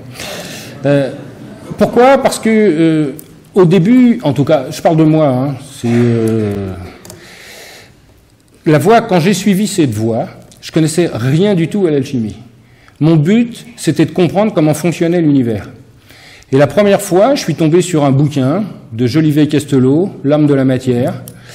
Et le truc qui dit à l'intérieur, c'est qu'il y a quelque chose d'impalpable associé à la matière, sur laquelle on a une action qui donne une réaction. Voilà. Genre, vous pouvez modifier l'univers avec quelque chose d'impalpable, une espèce de télécommande. Et j'ai dit, c'est génial ce truc-là. Et je lis ce livre, et il parle d'alchimie. Et je me dis, mais qu'est-ce que c'est que ce fatras de superstition moyenâgeuse? Et bien sûr, je vais me lever le matin pour aller chercher de la rosée, et bien sûr que je vais reproduire la même expérience 10 000 fois alors qu'il se passe rien. Donc, et puis les livres, je comprends rien, quoi. Je veux dire, je sais pas si vous avez déjà essayé de lire des livres d'alchimie, c'est juste incompréhensible. Mais c'est fait pour. C'est-à-dire que petit à petit, on se rend compte que le but du jeu, c'est pas de comprendre, c'est juste de créer une ambiance. Donc on se fout complètement de ce qu'il y a marqué dedans. Vous avez remarqué, devant le mur des lamentations, les juifs traditionnalistes, ils bougent. Mais ils bougent selon un rythme particulier. Et ce rythme a une importance. Et ils ont une partition. Et c'est quoi la partition? C'est les textes qu'ils lisent. À chaque fois qu'on voit le nom de Dieu, on s'incline. Il suffit de le mettre aux bons endroits. Et on s'en fout de ce qui est marqué. L'important, c'est juste qu'il y ait le rythme suffisant pour que je puisse bouger. Donc je commence à faire de l'alchimie avec la voix qui est la mienne. Sèche, humide, j'en ai pas la moindre idée. J'applique des trucs, j'essaye des trucs pour voir comment ça fait. Donc j'essaye en humide et j'essaye en sec. Et c'est pour ça que j'ai suivi une voie, moi, la mienne, qui est la mienne, et qui est une voie mixte. J'ai essayé un peu tout. Et je suis pas le seul, parce que je suis absolument convaincu aujourd'hui que chaque alchimiste a une voie propre et unique. On peut dépendre d'une lignée, on peut apprendre des maîtres, mais les maîtres, c'est ceux qui nous mettent sur le vélo et qui retirent les petits trous, puis qui poussent. Mais le chemin, vous le continuez tout seul. Hein. Et à partir du moment où on vous a lâché, vous vous débrouillez parce que vous n'avez pas la moindre idée de ce que vous êtes en train de faire. Hein. On a des idées, et à chaque fois qu'on a des prérequis et des idées, on se plante. Parce qu'on ne sait pas ce qu'on va trouver. Vous travaillez avec... J'ai parlé de l'antimoine tout à l'heure. J'ai pas dit que c'était la matière de l'œuvre. J'ai pas dit le contraire non plus. Mais ce que je peux dire, c'est que c'est le hors-d'œuvre. Ça, c'est sûr. Et la première opération qu'on va faire avec, c'est faites-moi une étoile à 5 branches avec ça. C'est-à-dire le mode de cristallisation du métal, il faut juste qu'il y ait une étoile dessus. Et vous vous débrouillez comme vous voulez. Qu'on les décomposait avec de l'eau, qu'on les brûlait, on s'en fout. Moi, ce que je veux, c'est qu'à la fin, il y ait une étoile. La manière dont vous êtes arrivé, on s'en fout. Et c'est d'autant plus vrai que plus on avance dans la voie, plus c'est une voie théurgique. Et par conséquent, si vous êtes capable de susciter les choses, vous n'avez pas besoin de savoir comment les fabriquer. C'est passer de la matière au verbe créateur. Et je vous garantis que le verbe créateur, il existe. Tout à l'heure, j'ai un peu évoqué avec le son qui forme la lame, mais je vous garantis que la vibration modifie la matière. Et par conséquent, si j'ai la bonne chanson, eh ben, je dois être capable, finalement, de déplacer les choses, de changer leur nature, on se dit, vous savez, j'ai pas parlé des soufis tout à l'heure, mais ils font une expérience, ils se mettent autour d'une pierre qui fait 15 tonnes, ils se mettent à chanter autour, ils sont 10, puis à un moment, ils mettent chacun un doigt dessus, puis ils lèvent la pierre. Aucune chance, hein. Je veux dire, ou alors, il y a une autre vertu, il y a une autre possibilité. Peut-être qu'ils ont rendu la pierre transparente à la vraie lumière. Et comme je n'avais pas fini tout à l'heure d'expliquer l'histoire de Saint-Christophe, vous savez, Saint-Christophe, c'est une grosse brute épaisse, hein, et il traverse la rivière en prenant des gens sur son dos, donc c'est un géant. Hein. Puis un jour, il y a un petit enfant qui veut traverser, il le met sur le dos, il dit « pas de problème, on va traverser », et arrivé au milieu, il dit « on va se noyer, quoi, il est trop lourd ». Puis il se rend compte de qui est sur son dos. Et au moment où il se rend compte de qui est sur son dos, ça devient léger. C'est pas la pression de la lumière, ça ? Ça veut dire que peut-être que dans notre univers, si on a un poids, c'est parce que la lumière, la vraie lumière, pas celle-là, hein, celle qui ne s'est pas transmutée, appuie sur la matière. C'est pour ça que Saint-Christophe, c'est le chrysophore, celui qui porte l'or. Ça veut donc dire que mes soufis tout à l'heure, ils ont peut-être rectifié la matière, ils la rendent maintenant perméable à la vraie lumière, elle n'appuie plus dessus, il n'y a plus de poids. Donc ça veut dire que un état d'esprit, une musique, je veux déplacer une pierre, la pierre qui est lourde, comme on l'a vu tout à l'heure, on se demande, mais comment on va faire? Eh ben, avec une pichenette, on peut le faire. On va dire, comment faire? Très simple. Vous avez remarqué que votre téléphone cellulaire, quand vous le posez quelque part et que le vibreur sonne, il bouge? Ça veut dire que si ça marche pour votre vibreur, pourquoi ça ne marcherait pas pour une pierre? Si je trouve la bonne vibration, la pierre, elle bouge, puisque votre vibreur bouge, fait bouger. Donc ça veut dire que si c'est vrai pour la pierre, c'est-à-dire d'une forme extérieure, pourquoi ça ne serait pas vrai sur son organisation? Et si, avec des chansons, j'étais capable de modifier l'organisation de la matière, je change la matière. Alors ça paraît complètement farfelu, complètement fantasque, sauf qu'en alchimie, c'est comme ça que ça marche. Donc j'ai suivi cette voie mixte, pour des mauvaises raisons, comme tout le monde, c'est-à-dire que, comme tout le monde, en tout cas pour moi, quand j'ai suivi une voie initiatique, c'est parce que personne ne m'aime, parce que je suis pas bien dans ma maison, parce que j'ai mal aux pieds, mais pas du tout pour tout abandonner et trouver un nouvel univers, hein. Ça vient après, ça. Ça vient une fois qu'on a tout abandonné. Il y a un exemple formidable, c'est le pèlerinage de Saint-Jacques. C'est pour ça que je conseille à tout le monde de le faire. On le fait tous pour des raisons différentes. Mais la seule chose qui est vraie, c'est que vous partez avec un sac à dos. Je vous raconte pas, hein. Et dans votre sac à dos, qu'est-ce que vous avez? Tout ce dont vous avez peur de manquer. Et j'aime mieux vous dire qu'au cours du voyage, il s'allège. Hein. Il s'allège, parce que c'est vous qui le portez quand même. Hein. D'habitude, dans la vie de tous les jours, c'est les autres qui portent vos poids. Là, vous êtes tout seul avec votre sac à dos. Puis vous pouvez râler en disant que les autres, ils sont très méchants. Ça change rien, c'est vous qui le portez quand même. Et puis le côté romantique, vous allez voir, ça va être cool, le pèlerinage. C'est agréable de marcher pendant des kilomètres. Et puis on n'a pas froid, et puis il pleut pas. Puis quand on arrive dans des gîtes, c'est que des gens illuminés qui vous embrassent et qui vous accueillent. Et personne ne ronfle, et ça sent pas mauvais, et il y a de la place. Et là, on rêve, hein. Je veux dire, c'est plus souvent la promiscuité avec les gens, ça sent mauvais, il n'y a plus de place quand on arrive, on n'en peut plus. Le nombre de fois on se dit, mais qu'est-ce que je fous là? Je veux dire, si... Et ce qui nous retient le plus, c'est ah bah si je rentre maintenant, tout le monde va se moquer de moi, je vais passer pour une truffe. Mais c'est pas la motivation mystique. Hein. Il y en a sans doute, hein. Moi pas du tout. Hein. Je veux dire, la motivation mystique, elle a duré 2 heures. Hein. Je veux dire, quand on dit au revoir à tout le monde, qu'on voit plus personne et qu'on se retrouve tout seul sur le chemin, là, tout de suite, la première interrogation. Hein. Qu'est-ce que je fais là? Et puis après, c'est comme le grand art. Je fais de l'alchimie et effectivement, je fais 10 000 fois la même opération. On dit, mais pourquoi on va faire 10 000 fois la même opération? Ça sert à rien. Mais si, ça sert. Parce que quand la matière, elle n'a plus rien à se purifier, elle, c'est nous qu'elle purifie. Une expérience que vous pourrez faire, vous allez chercher de la matière, l'antimoine par exemple, on est toujours dans le hors-d'œuvre. Vous allez le prendre pur, vous allez chez le marchand d'antimoine, il est pur à 99%. Et vous allez travailler au feu de bois. Et vous allez avoir jusqu'à 50% de scories. Et ils viennent d'où les scories? Le métal, il était absolument pur. Et au fur et à mesure du travail, il y aura de moins en moins de scories. Mais ils viennent d'où? Qu'est-ce qui s'est passé? Et moi, je vais être différent. Alors après, on a une sensibilité qui fait, une fois qu'on est passé par toutes les couleurs, une fois qu'on est passé par toutes les émotions, une fois qu'on a fermé la porte à clé de son laboratoire, qu'on a acheté la clé en disant « je ne reviendrai plus jamais », et que quelques jours après, on se réveille en pleine nuit en disant « ça se trouve, c'est aujourd'hui », et puis qu'on y retourne, et puis qu'on recherche la clé. Une fois qu'on est passé à travers tout ça, il se passe quelque chose, vos mains courent plus vite que votre tête. Et là, on ne parle plus de voix. Il se passe autre chose, ça ne nous appartient plus. L'alchimie, comme toutes les voies initiatiques, est affaire de révélation. Je suis absolument convaincu de ça. C'est à un moment, il y a un truc qui vous tombe dessus. Alors d'où ça vient, est-ce qu'il y a une conscience? J'ai pas de réponse à ça. Mais, immanquablement, il y a un truc qui vous tombe dessus. Et après, moi, j'ai suivi la voie sèche, parce que d'affinité, je suis un métallier, moi. J'aime bien quand ça chauffe, quand ça fume, quand ça va, et ça explose un peu. Et ça explose, hein, quand il se passe des choses. Et puis après, à la fin, j'ai suivi la voie brève. Ça veut dire, on est capable d'arriver au bout de l'œuvre en 1h30. Mais c'est pas la technique qui est importante.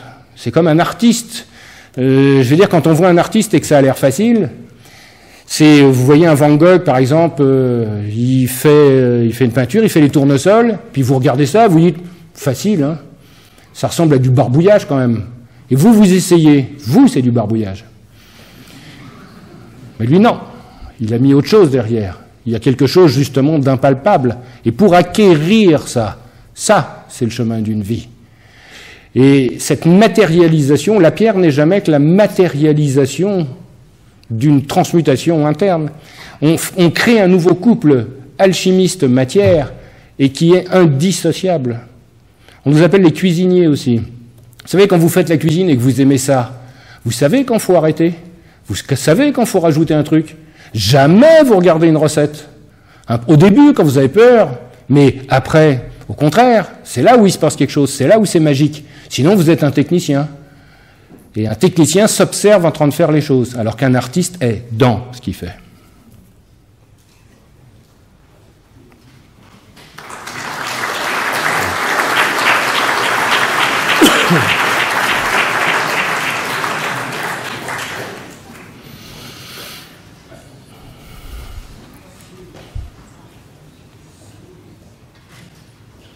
Bonsoir Patrick. Bonsoir. Ça fait plaisir de te voir en les 3 marches. Merci de nous avoir un peu dévoilé les choses ce soir. Un peu. La question, c'est, si on prend la langue des oiseaux l'allemand de Franz Stenas, ça nous amène tout de suite vers la pierre et le marteau. Donc, quelle part de libre arbitre par rapport à celle de la destinée dans le chemin? Moi, je pense que le bon chemin est celui dans lequel vous êtes heureux.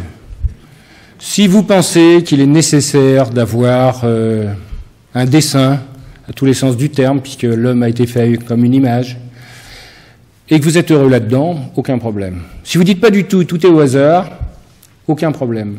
Je pense que c'est une démarche, et c'est bien une démarche, puisque le profane marche et l'initié démarche, puisqu'on cherche le point immobile, qui est personnel. Et ça change, en tout cas pour moi. Moi, je pense que tout est écrit, mais qu'on a le choix dans tout ce qui est écrit. C'est un peu comme une maison avec plein de pièces, mais on a le choix d'aller se promener dans la pièce qu'on veut. Et ce qui est encore plus fort, c'est pas parce qu'on quitte une pièce qu'elle devient vide. Donc à partir de ce moment-là, ça nous emmènerait très loin, le temps n'existe pas. Si le temps n'existe pas, bah, je pourrais revivre des événements. À ce moment-là, quid du futur, quid du destin, puisque je pourrais tourner en boucle autant de fois que nécessaire. Est-ce que le temps ne dépend pas de l'unité de mesure? Est-ce que quand on comptait en lune, c'était différent qu'aujourd'hui, on a tous des... Moi, j'ai pas de montre, mais on est tous avec des chronomètres. Et le temps est partout. Donc le temps nous enferme dans une réalité. Croire en une réalité, c'est aussi un système de croyance. Notre monde est un système de croyance. Cette réalité est un système de croyance. Alors après, on va dire, ouais, mais il n'y a pas de hasard. Si je prends un tapis et que je prends un poil au hasard et que je le tire, ben, il n'est pas au hasard. Parce que sinon, ça ne serait pas un tapis, ça serait un tas de poils. Donc ça veut dire qu'il n'y a sans doute pas de hasard, mais des causes inconnues. Mais ces causes inconnues, est-ce qu'elles sont... pour moi, la réalité, c'est un hasard auquel on s'est habitué. On a mis des règles, et ces règles, maintenant, elles deviennent cohérentes, et on peut répondre à ces règles. Donc, vous voyez, je peux vous faire une démonstration dans un sens et dans l'autre, et ça sera aussi convaincant, puisque ça, personnellement, ça me convainc pareil. Alors, j'adorerais, mais j'en suis pas encore là, avoir un grand architecte au-dessus de moi, et qui me dit, voilà l'ordre de mission, tu vas faire ça. C'est cool, ça. Parce que ça veut dire à la fois, ah ben c'est génial, je parle par délégation de quelque chose, c'est ce qui est marqué dans les textes. Je parlais tout à l'heure du traité de la réintégration de Martinez de Pasquali, où il explique justement les différences entre la création faite par celui qui a la lumière et la création par celui qui ne l'a pas. C'est-à-dire qu'il y en a un qui va faire quelque chose d'illuminé et l'autre il va faire une coque, finalement. C'est-à-dire quelque chose de vide et qui va être avide.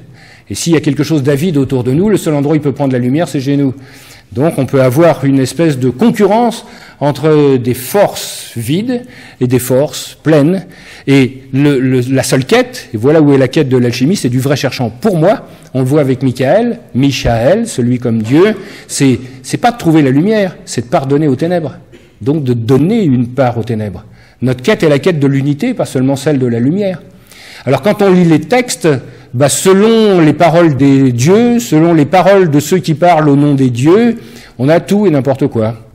Donc il n'y a pas de réponse. Vous vous rendez compte, l'Éternel qui crée, qui décrée comme ça, l'Éternel qui va tenter sa créature, vous vous rendez compte, il sait tout, il est omniprésent, omnipotent, et pourtant il va envoyer quelqu'un pour tenter Job.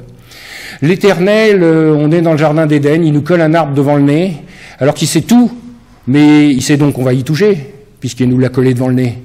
Et pourtant on le touche. Et après, ils nous disent pas bien, ben, fallait pas le mettre, hein. Il fallait le mettre ailleurs. Donc, on n'y est pour rien. Alors, théologiquement, il y a un truc qui ne tienne pas. Alors après, il y a d'autres explications. En réalité, si on prend, Réa, Lith, hein, c'est la déesse de la terre. Lith, c'est la pierre. Et la déesse Réa à l'intérieur de la pierre. Donc, la réalité, c'est quelque chose de la concrétisation. C'est sans doute pas ça qui s'est passé, c'est-à-dire qu'il y a eu une création, puis on s'est collé ça sur le dos parce qu'on ne peut pas imaginer qu'un Dieu fasse des erreurs. Et on imagine que la création est une erreur, mais c'est pas une erreur, c'est une nécessité. Alors après, théologiquement, quand on prend l'arbre de la connaissance, c'est quoi? C'est, avant il y a un arbre qui est l'arbre de vie, quoi que je fasse, je suis heureux. Super. Puis après, l'arbre de la connaissance, c'est maintenant, il faut que j'ai des raisons pour être heureux. C'est pour ça qu'on est chassé du paradis. Parce que maintenant, je suis pas heureux tout le temps. Et puis, l'arbre de l'homme, maintenant, c'est quoi que je fasse, je suis pas heureux. Donc, il va falloir remonter dans l'arbre. Justement, arriver à l'endroit où, quoi que je fasse, je sois heureux. C'est vraiment la paraphrase drôle, c'est si tu as besoin de raison pour être heureux, t'es jamais heureux, mais si tu es heureux sans raison, tu es heureux tout le temps. Et là, elle est notre quête. Mais c'est pas la première fois qu'on raconte cette histoire. Je veux dire, le mot même paradès, le nom du paradis est composé de 4 lettres, et chaque lettre, finalement, c'est un état d'esprit, c'est 4 rabbins, c'est une histoire, 4 rabbins qui arrivent au paradis, et puis le premier il rentre dedans, et puis il essaye de comprendre comment ça marche. Alors évidemment, aucune chance, hein. Il devient fou. Alors, on parle plus. Le deuxième, il rentre à l'intérieur, et il essaye de comprendre pourquoi ça marche. Et là c'est pareil, il devient fou, on n'en parle plus. Le troisième, il arrive, et lui, il se dit, pourquoi moi ? C'est pourquoi moi au paradis, puis pas les autres. Il devient fou aussi. Et le dernier, il se pose aucune question, il goûte le paradis, il y est toujours. Donc c'est la manière dont nous on perçoit notre monde, et on est sans arrêt entre ça. On est dans la civilisation de la réponse satisfaisante, même si elle est fausse. On se fout finalement que la réponse soit vraie. L'intérêt, c'est qu'elle soit satisfaisante. Mais sauf que les voies initiatiques, ça ne marche pas comme ça. C'est pour ça qu'aussi, c'est des voies où on est, pas des voies où on paraît. Mais dans une civilisation qui est la nôtre, qui est une civilisation de l'image, être, c'est pas du tout facile. Hein. On le voit, je parlais des couples tout à l'heure, quand vous avez quelqu'un qui vous dit « j'aimerais bien que tu changes », vous changez de quelqu'un. Mais oui. Oui, c'est... On ne peut pas changer, on peut trouver le meilleur de ce qu'on est. Mais en gros, ce qu'on vous dit quand on vous dit ça, on dit « j'aimerais bien que tu aies la tête que j'aimerais que tu aies ».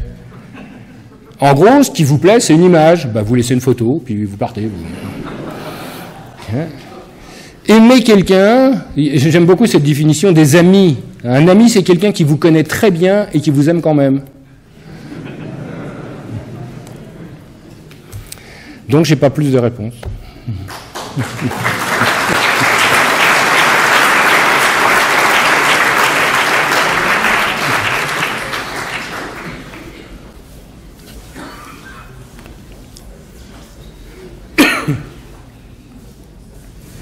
Bonsoir, j'aimerais avoir votre point de vue sur une question que je me pose. La démarche alchimique est-elle essentiellement humaine?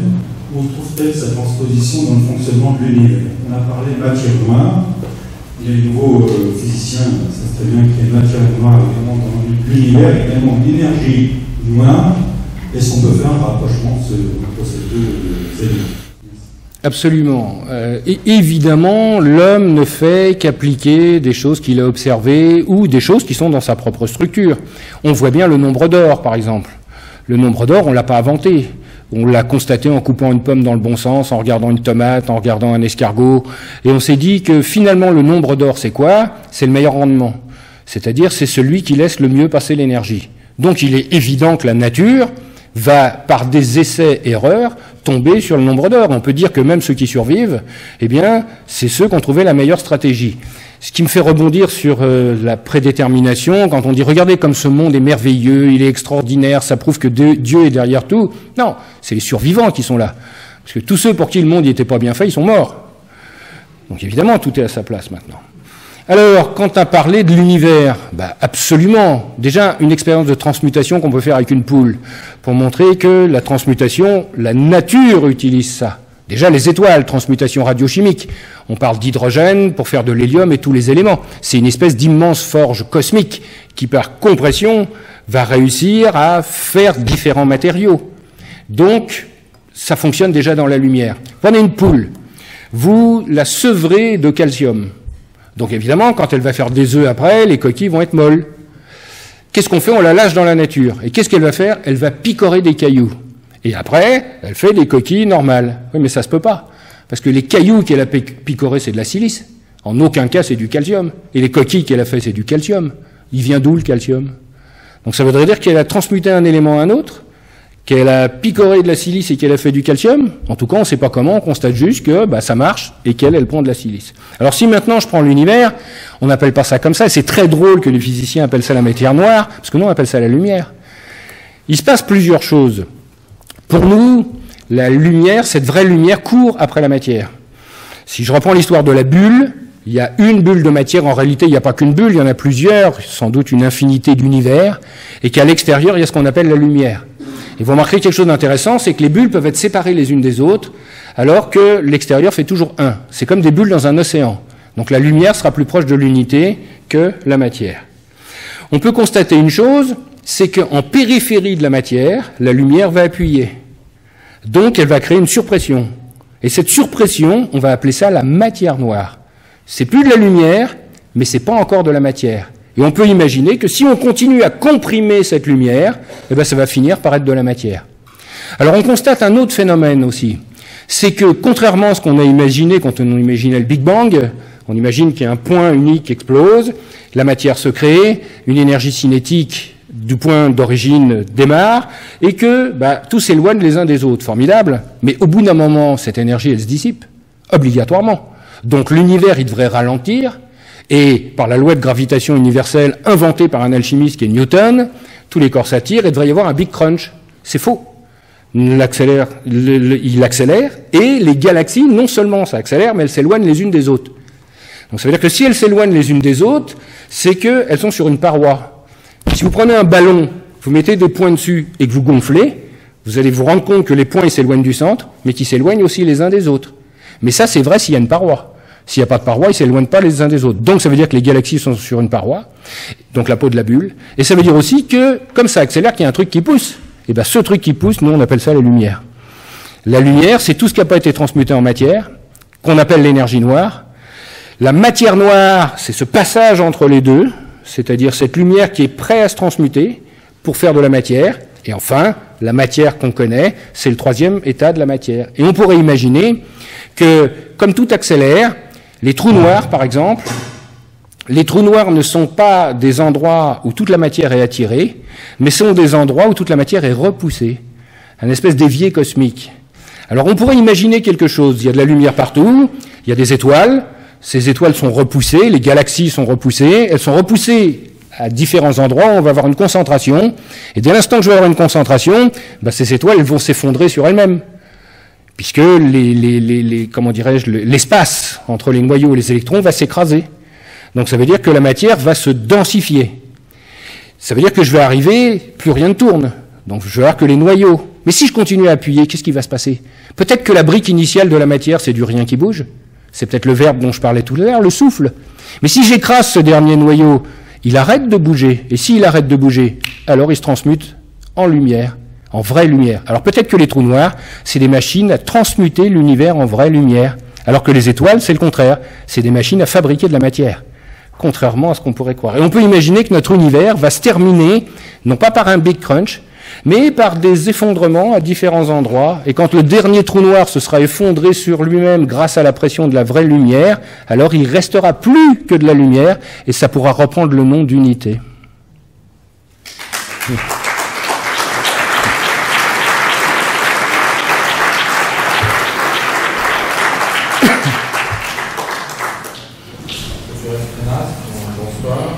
Bonsoir. Je me présente, Joël Bach. Les teinturiers de la vie. Programme de vitesse. Machiniste en air. C'est un bon terme. Lors de votre dernière intervention, je n'avais pas préparé et je n'avais pas osé poser de questions. J'ai donc préparé quelques questions. J'en aurai 3 à vous poser ce soir. La première, je pense que c'est assez longue. Vous nous confirmez par vos démonstrations que la pratique de la chimie est une voie initiatique, comme celle que nous pouvons exercer dans nos ateliers. Initiatique certes, mais différente de la nôtre, puisque la chimiste, seule dans son laboratoire, ou éventuellement accompagnée de son épouse, féminin, pratique son art science à la fois de manière opérative et spéculative. Alors que nous-mêmes, les maçons, cherchons l'unité uniquement sous la forme spéculative, c'est ce que j'ai compris, au sein d'un groupe afin d'atteindre des égrégores tels que le décrit le livre des notes. Sans vouloir dévoiler certains usages de nos rites, les maçons pratiquant le rite écossais ancien et accepté, sachant qu'il est très tôt, et ce milieu qu'elles s'affectent en croisant un écran, Victor, Rioel, le mercure, le sel, le soufre et le coq, souvent ignoré, ne peuvent en être maintenant convaincus. Que convaincus. En partant de d'autres magistères, pensez-vous que nous puissions faire correspondre les 3 étapes du grand œuvre, le credo, l'albedo et l'obedo, le rouge, le noir, le blanc et le rouge, avec les âges que nous obtenons lors de notre parcours maçonnique, soit 3, 5 et 7 ans. Nous pourrions supposer. Comment de plus, dans l'affirmative, pourrions-nous faire correspondre ces âges en complétant le grand œuvre aux petites œuvres, souvent occultées? Le vert, le jaune et le bleu, pourtant essentiels dans les quêtes de la pierre philosophale. Notamment, vous en avez parlé, pour la phase au vert, venant juste après la calcination, ce spiritus mundi, ces esprits du monde, confirmant à l'alchimiste, par la vision du non philosophique, qu'il est sur la bonne voie, ou par l'œuvre jaune, le citrinitas, faisant initialement partie, et ce depuis aussi de la police, c'est lui qui l'a inventé, à l'œuvre complète. En effet, nous aboutissons un peu interloqués à un total de 6 6 phases. Et nous ne pouvons donc plus affirmer cette correspondance avec les âges des fondations. Sauf, éventuellement, on y rejoint une phase finale, le violet de la teinture, pour aboutir au chiffre 7, chiffre symbolique par excellence, le dernier de notre âge. Donc, j'avoue lui perdre un peu. Pourriez-vous donc confirmer cette hypothèse et, le cas échéant, vous fournir l'ordre exact de toutes ces phases et celles correspondant à chacun de nos âges? C'était une seule question, ça? Non,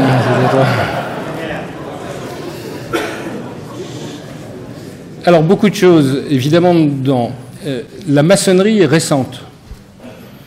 Il faut savoir que, effectivement, 1717 au plus haut, même s'il y a des gens comme Villermoz, j'en parlais un peu tout à l'heure, qui ont fondé, par exemple, lui, il a fondé avec son frère une loge d'alchimie en 1764, et ils ont créé un ordre de chevalerie où ils ont travaillé, pas seulement d'une manière spéculative, mais d'une manière opérative aussi.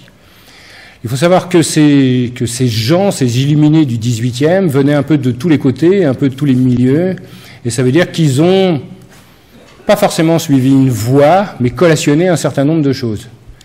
Alors, est-ce que ça correspond maintenant directement? Est-ce qu'on peut faire un parallèle entre les grades, les couleurs même des grades, les chiffres des grades? J'en suis pas convaincu. Personnellement, j'en suis pas convaincu. Je pense qu'on peut... Vous savez, le syncrétisme, ça veut bien dire ce que ça veut dire.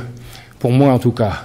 Vouloir à tout prix faire coller quelque chose avec des fondateurs qui n'ont pas forcément eu la même idée, ça peut être risqué. Il est indéniable que le cabinet de réflexion au REA contient effectivement le sel, le soufre, le mercure, le coq, bien sûr, qui annonce la lumière et qui annonce la coction et qui annonce la pierre. Car le coq est le gallinacé, donc la gale, donc la pierre, et qui va nous donner un certain nombre de clés. Les chiffres qu'on va voir par 3, 5 et 7, il est indéniable que quand on fait le grand œuvre par la coction, 7 notes de musique s'entendent. On les entend en vrai. Et c'est bien les 7 notes de la gamme.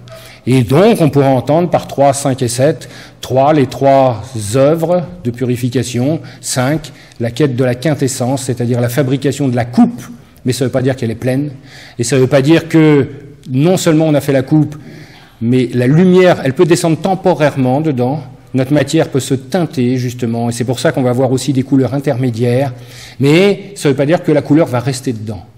Et après on va voir la rose effectivement, qui va correspondre, mais pas au 7, qui va correspondre à d'autres choses, d'autres nombres premiers, et qui vont nous donner un certain nombre de clés. Quand on dit que les maçons sont juste spéculatifs, bah, tant pis pour eux. Je veux dire, on n'empêche personne d'être opératif. Hein. Je veux dire, c'est souvent ce qu'on reproche en disant, bah ouais, vous parlez, vous faites rien dans la matière. Ça ne veut pas dire que, d'un point de vue politique, d'un point de vue philosophique, on ne fait pas des choses. Mais je reste absolument convaincu, ça n'engage que moi, que c'est indissociable l'abord et l'oratoire. C'est-à-dire, si on ne met pas les mains dedans, nous, on veut être des grands mystiques, en s'éloignant de la matière, en disant « je touche pas à ça, c'est sale », mais on est de la viande. Et ça veut dire qu'à partir de ce moment-là, moi, pour avoir la tête dans les étoiles, il faut un tremplin de matière. Et on ne peut pas comprendre le spiritus si on n'a rien pour le fixer. Et pour le fixer, c'est le sel. Donc tant que j'ai pas... Finalement, la pierre philosophale, c'est jamais que du sel pur, hein, et rien d'autre. Quand la phase au vert, il faut s'entendre sur ce qu'on appelle, c'est une phase secrète, donc je peux en parler un tout petit peu. Il faut s'entendre sur ce qu'on appelle vert. Est-ce la couleur ou est-ce que c'est le matériau? Si on était capable de prendre un métal et de le rendre transparent, à ce moment-là, on parlerait de vert. Bien sûr. Et s'il est transparent, ça veut dire qu'il se rectifie d'une certaine manière. Et ça veut dire que la lumière est capable de passer à travers. Et on peut le faire. On peut rendre des métaux absolument transparents. Les 7 métaux, pourquoi les 7 métaux d'ailleurs que l'alchimiste utilise et pas d'autres? Parce que pour lui, c'est le même métal à des états de maturation différentes. Quand j'ai dit tout à l'heure que la matière était des ombres, pourquoi je vous dis ça? Pour vous reparler des couleurs après. En réalité, la matière, il n'y a pas qu'une ombre, il y en a 7. Il n'y a pas qu'une sphère, mais il y en a 7. Elles sont concentriques, on habite au milieu d'un oignon. Et on peut dire que la vraie lumière est à l'extérieur, et qu'à chaque fois qu'elle a pénétré une sphère, elle s'est enrobée d'un peu de goudron, quoi. Et donc, quand elle arrive dans ce monde-là, chaque matière qui est autour de nous est composée de 7 couches. Quand il y a 7 couches, c'est du plomb. Si je suis capable de purifier la matière et de lui retirer une ombre, c'est de l'étain. Si je retire 2 ombres, et ainsi de suite. Et évidemment, quand j'aurai retiré 6 ombres, la lumière sera très proche, et le métal, ça sera de l'or. Pourquoi? Parce qu'il ne restera qu'une seule ombre. Et c'est pour ça que c'est un métal précieux, parce qu'il est près des cieux, bien sûr. Mais le dernier travail qu'on doit comprendre, le profane imagine, bah ouais, tu vas transformer du plomb en or, mais la réalité, c'est qu'on va retirer cette dernière ombre aussi. Et que le but, ce sera de transformer du plomb en lumière. Et si je transmute le plomb en lumière, c'est toute la bulle de matière qui réduit. Par contre, si je le laisse à l'or en mettant de la lumière dedans, c'est toute la bulle qui augmente. Donc plus on va transmuter de la matière en lumière, plus on va faire disparaître la bulle. Donc, on concourt à la disparition de l'univers. Alors pourquoi les couleurs? Parce que chaque couche a une couleur. Chaque sphère est comme transparente. Quand vous voyez les couleurs de l'arc-en-ciel, en réalité, c'est ces 7 couleurs qui sont décomposées par un prisme et qui sont les couleurs des sphères. Alors sans rentrer plus dans les détails, les métaux avec lesquels on va travailler, quand ils sont ouverts, ils laissent passer la vraie lumière. Ouvrir un métal, c'est le tuer. Le tuer, c'est l'oxyre. L'oxyre, c'est l'oxydé. D'ailleurs, le gaz que vous respirez génère la mort, puisque c'est l'oxygène. Donc vous n'aurez pas d'extraterrestres qui vont venir ici, parce que sur toutes les cartes galactiques, c'est marqué « S'il y a une planète bleue, surtout n'y allez pas ». Il y a des tapés qui ont réussi à s'adapter à un gaz mortel. Donc, mais cet oxygène, on est ici entre l'Orient et l'Occident. C'est pas un hasard. Ici, c'est l'Orient, c'est là où est la lumière. De l'autre côté, c'est là où on est Occident. Donc, on va passer de l'un à l'autre. Et un métal, par exemple, je prends du fer, je vais le tuer, il va devenir rouge. Donc, il montre la couleur de son monde. Je vais prendre de l'argent, je vais le tuer, il va devenir violet. Et là, c'est intéressant, c'est pour répondre à la couleur sur le violet. Le violet va toujours être l'intercesseur entre le visible et l'invisible, en tout cas dans notre culture. Parce que c'est la dernière couleur visible du spectre. Au-dessus, c'est l'ultraviolet. C'est pour ça, par exemple, que les évêques portaient le violet et qu'ils portaient une améthyste, puisqu'ils étaient intercesseurs entre le visible et l'invisible. Donc on peut dire, nous, quand notre matière, si on réussit à faire un grain rouge à l'intérieur d'une grotte violette, c'est un bon point déjà. C'est une bonne idée. Alors ces couleurs, on ne va pas les voir en voie brève, par exemple, parce qu'on fait ça dans un creuset luté. Un creuset luté, c'est fermé hermétiquement. Vous savez, comme quand on fait un pâté, on dit encore qu'on lutte en cuisine. Donc c'est encore plus fort, parce que là, on va faire une expérience. Il va falloir que la cuisson, le point de cuisson soit un moment absolument déterminé. On a 1 minute avant, 1 minute après, à peu près. C'est lutter et au milieu d'un four à réverbération. Ça veut dire qu'on ne voit rien et on sait quand on va le sortir. À 1 minute près, c'est foutu. Alors, comme on ne voit pas les couleurs, on va entendre la musique. Et donc, à chaque note va correspondre une musique. Au violet, c'est le do. Alors que l'impétrant, celui qui rentre ici, c'est pas une note de musique, c'est le soupir. Quand vous arrivez dans ce monde, vous prenez votre premier souffle. Quand vous quittez ce monde, vous rendez le dernier souffle. Les dieux soufflent, les hommes sont inspirés. Le souffle et le soufre sont des mots aussi proches. C'est pour ça qu'on élimine notre soufre par le souffle. À chaque fois que vous avez une émotion, vous utiliserez le souffle pour l'éliminer. Et un souffle sinusoïdal. Quand je rigole, quand je pleure, j'ai des spasmes. Alors par exemple, je vais au spectacle, les gens m'ont fait faire de l'émotion extraordinaire. Moi, je cherche l'équilibre. Donc j'ai trop d'émotions, qu'est-ce que je fais? J'applaudis. Applaudir, c'est renvoyer l'énergie sinusoïdale. D'ailleurs, à l'autre bout, ils n'en veulent pas, ils saluent. Ils me renvoient une énergie sinusoïdale. Alors je rapplaudis. Ils saluent. Et quand on est tous épuisés, alors on a trouvé l'équilibre, on peut rentrer chez soi.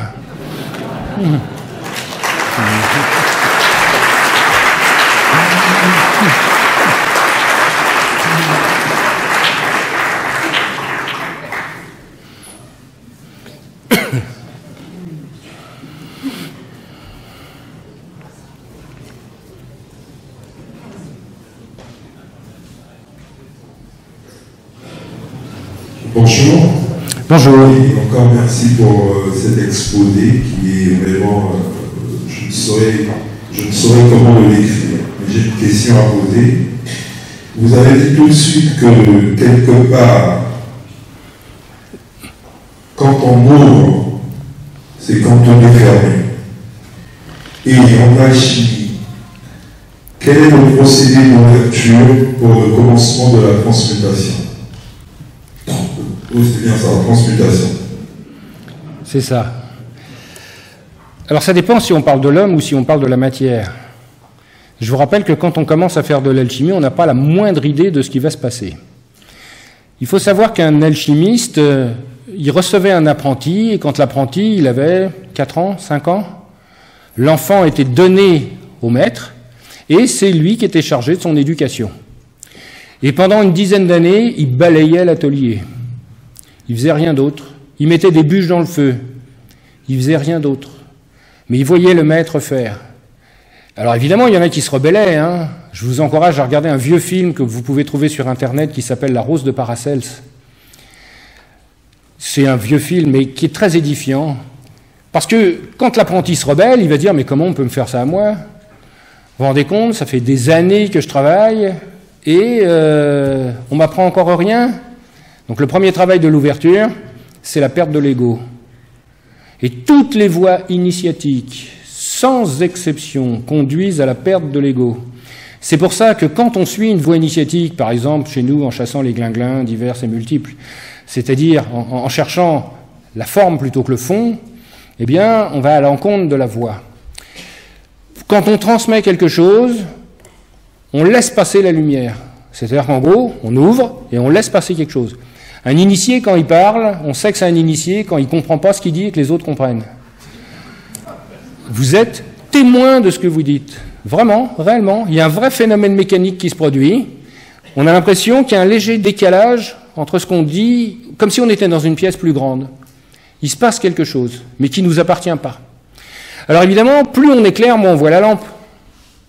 Et celui qui le fait, c'est-à-dire moi, l'ego va dire « Non, mais c'est moi qui l'ai fait, attends. » Donc c'est à moi qu'il faut dire merci quand même. Et là, évidemment, pof, ça se referme. Et quand ça se referme, j'éclaire plus, je brille. Évidemment, pour briller, il faut que je sois bien poli. Et c'est pas la lumière qui va passer, c'est le regard des autres. Donc je vais avoir besoin du regard des autres. Donc c'est exactement le contraire, c'est mon ego qui va gonfler. Je vais m'épaissir de plus en plus. Je vais être dans la forme et plus du tout dans le fond. Et je transmettrai plus rien. Donc, le premier travail, bon, il y a des maximes, hein. Nous aussi on a des maximes, on a un catéchisme, il n'y a pas de raison. Hein. Le premier travail, c'est vraiment la perte de l'ego. Mais ça ne veut pas dire que c'est facile, hein. Ça ne veut pas dire qu'il veut, hein. Ça ne veut pas dire qu'on veut. On a notre mental qui est extraordinaire, on l'appelle la petite voix, et nous on dit, si tu veux suivre la grande voix, il faut faire taire la petite.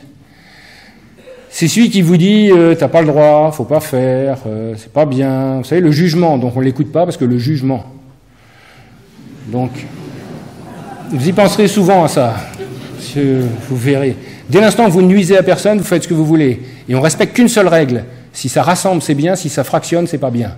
Si vous voulez du bien et du mal. Ça, c'est toujours très relatif. Je mets un coup de fusil à mon voisin, je vais en prison, c'est en temps de guerre, j'ai une médaille. Donc, c'est le même acte. Donc, on ne peut pas se baser sur la morale. Elle est trop subjective. Alors, le premier travail, c'est je rassemble moi par rapport à moi. S'occuper de soi, c'est pas de l'égoïsme. Hein. Tout ramener à soi, c'est de l'égoïsme. Et le travail commence par soi. Imaginez, j'aide les autres et je vais aller bien, c'est un leurre. Hein. C'est une parabole qui dit, quand un aveugle guide un aveugle, les deux tombent dans le trou. Donc, avant, obligatoirement, il faut s'occuper de soi. Soyez heureux avec vous-même. Tous les matins, vous devriez vous regarder dans la glace en vous disant « Toi, je t'adore, il est hors de question que je te quitte. »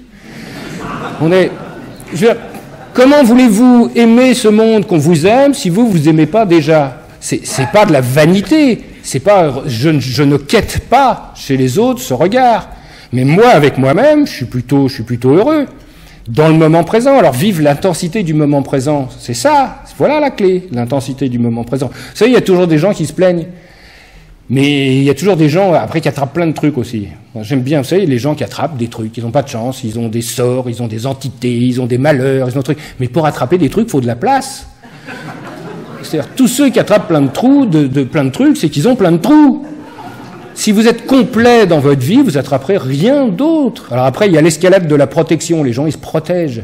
Mais si vous êtes plein de trous et que vous vous protégez, c'est mettre des verrous aux portes avec les voleurs dans la maison. On a une espèce de paranoïa, d'escalade, de dire les autres, ils sont très méchants, ce monde, il est affreux. Et on nous porte à ça. Je veux dire, vous écoutez les infos, si vous ne vous suicidez pas, c'est que vous avez quand même l'esprit. Hein. Et puis, il y a un autre facteur, quel pouvoir est le vôtre? C'est hallucinant. Regardez le pouvoir de nuisance qu'on a par rapport à soi-même. Le nombre de personnes qui disent « Ah ben moi, j'ai vraiment pas de chance. Hein. Je sors dehors, il y a un courant d'air, je prends une tuile. Hein. » Il le fait, il y a un courant d'air, et il prend une tuile. Et il vient avec la tuile, et il fait « Hein, je te l'avais dit, hein. » Parce qu'en plus, il est content. Mais vous vous rendez compte quel pouvoir il faut pour modifier les forces de l'univers pour qu'il y ait une tuile qui se décroche et qu'on la prenne sur la tête. Mais si c'est vrai dans ce sens-là, pourquoi ça ne serait pas vrai dans un sens positif?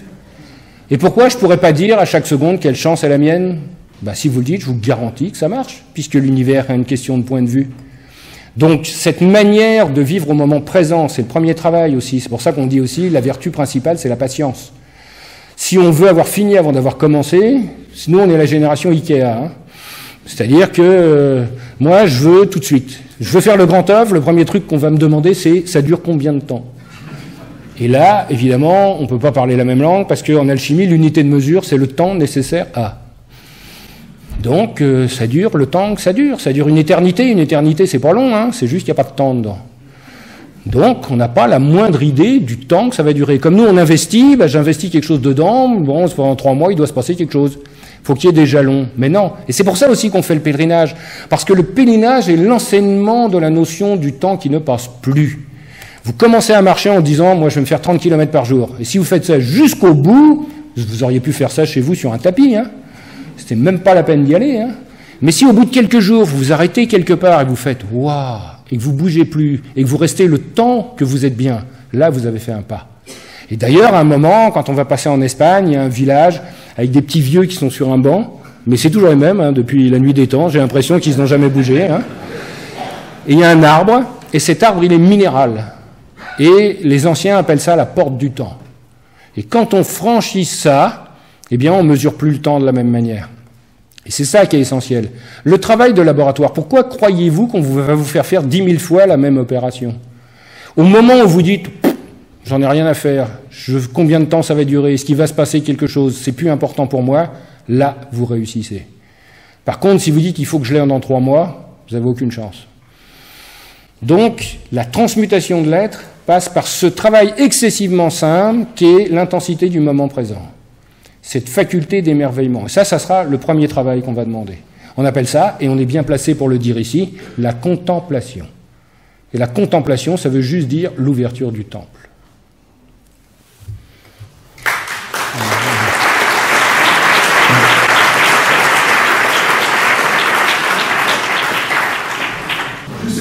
Question rapide, vous parlez de contemplation, vous parliez tout à l'heure de l'oignon des différentes couches, des 7 couches pour travailler avec le soi, etc. Il y a un lien quand même avec le bouddhisme. Est-ce que vous voyez quelque part un lien, quand on parle de chakra, je sais que c'est un fonctionnement de la sorte, est-ce qu'il y a un lien, est-ce que vous voyez un lien d'alchimie avec justement le système des chakras et ce qu'on peut voir plus généralement dans le bouddhisme? 3 minutes, ça ne va pas suffire là. Mais c'est pas grave. Je n'ai parlé ici ce soir que d'alchimie occidentale, parce que c'est nos symboles.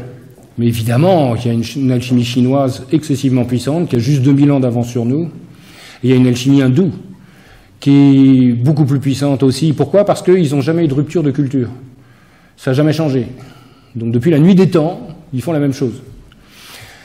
J'ai pas parlé d'alchimie africaine. C'est-à-dire le forgeron qui travaille, qui est un magicien et qui invoque des esprits à l'intérieur de la matière, on parle d'alchimie, puisqu'on parle de la partie oratoire du labor.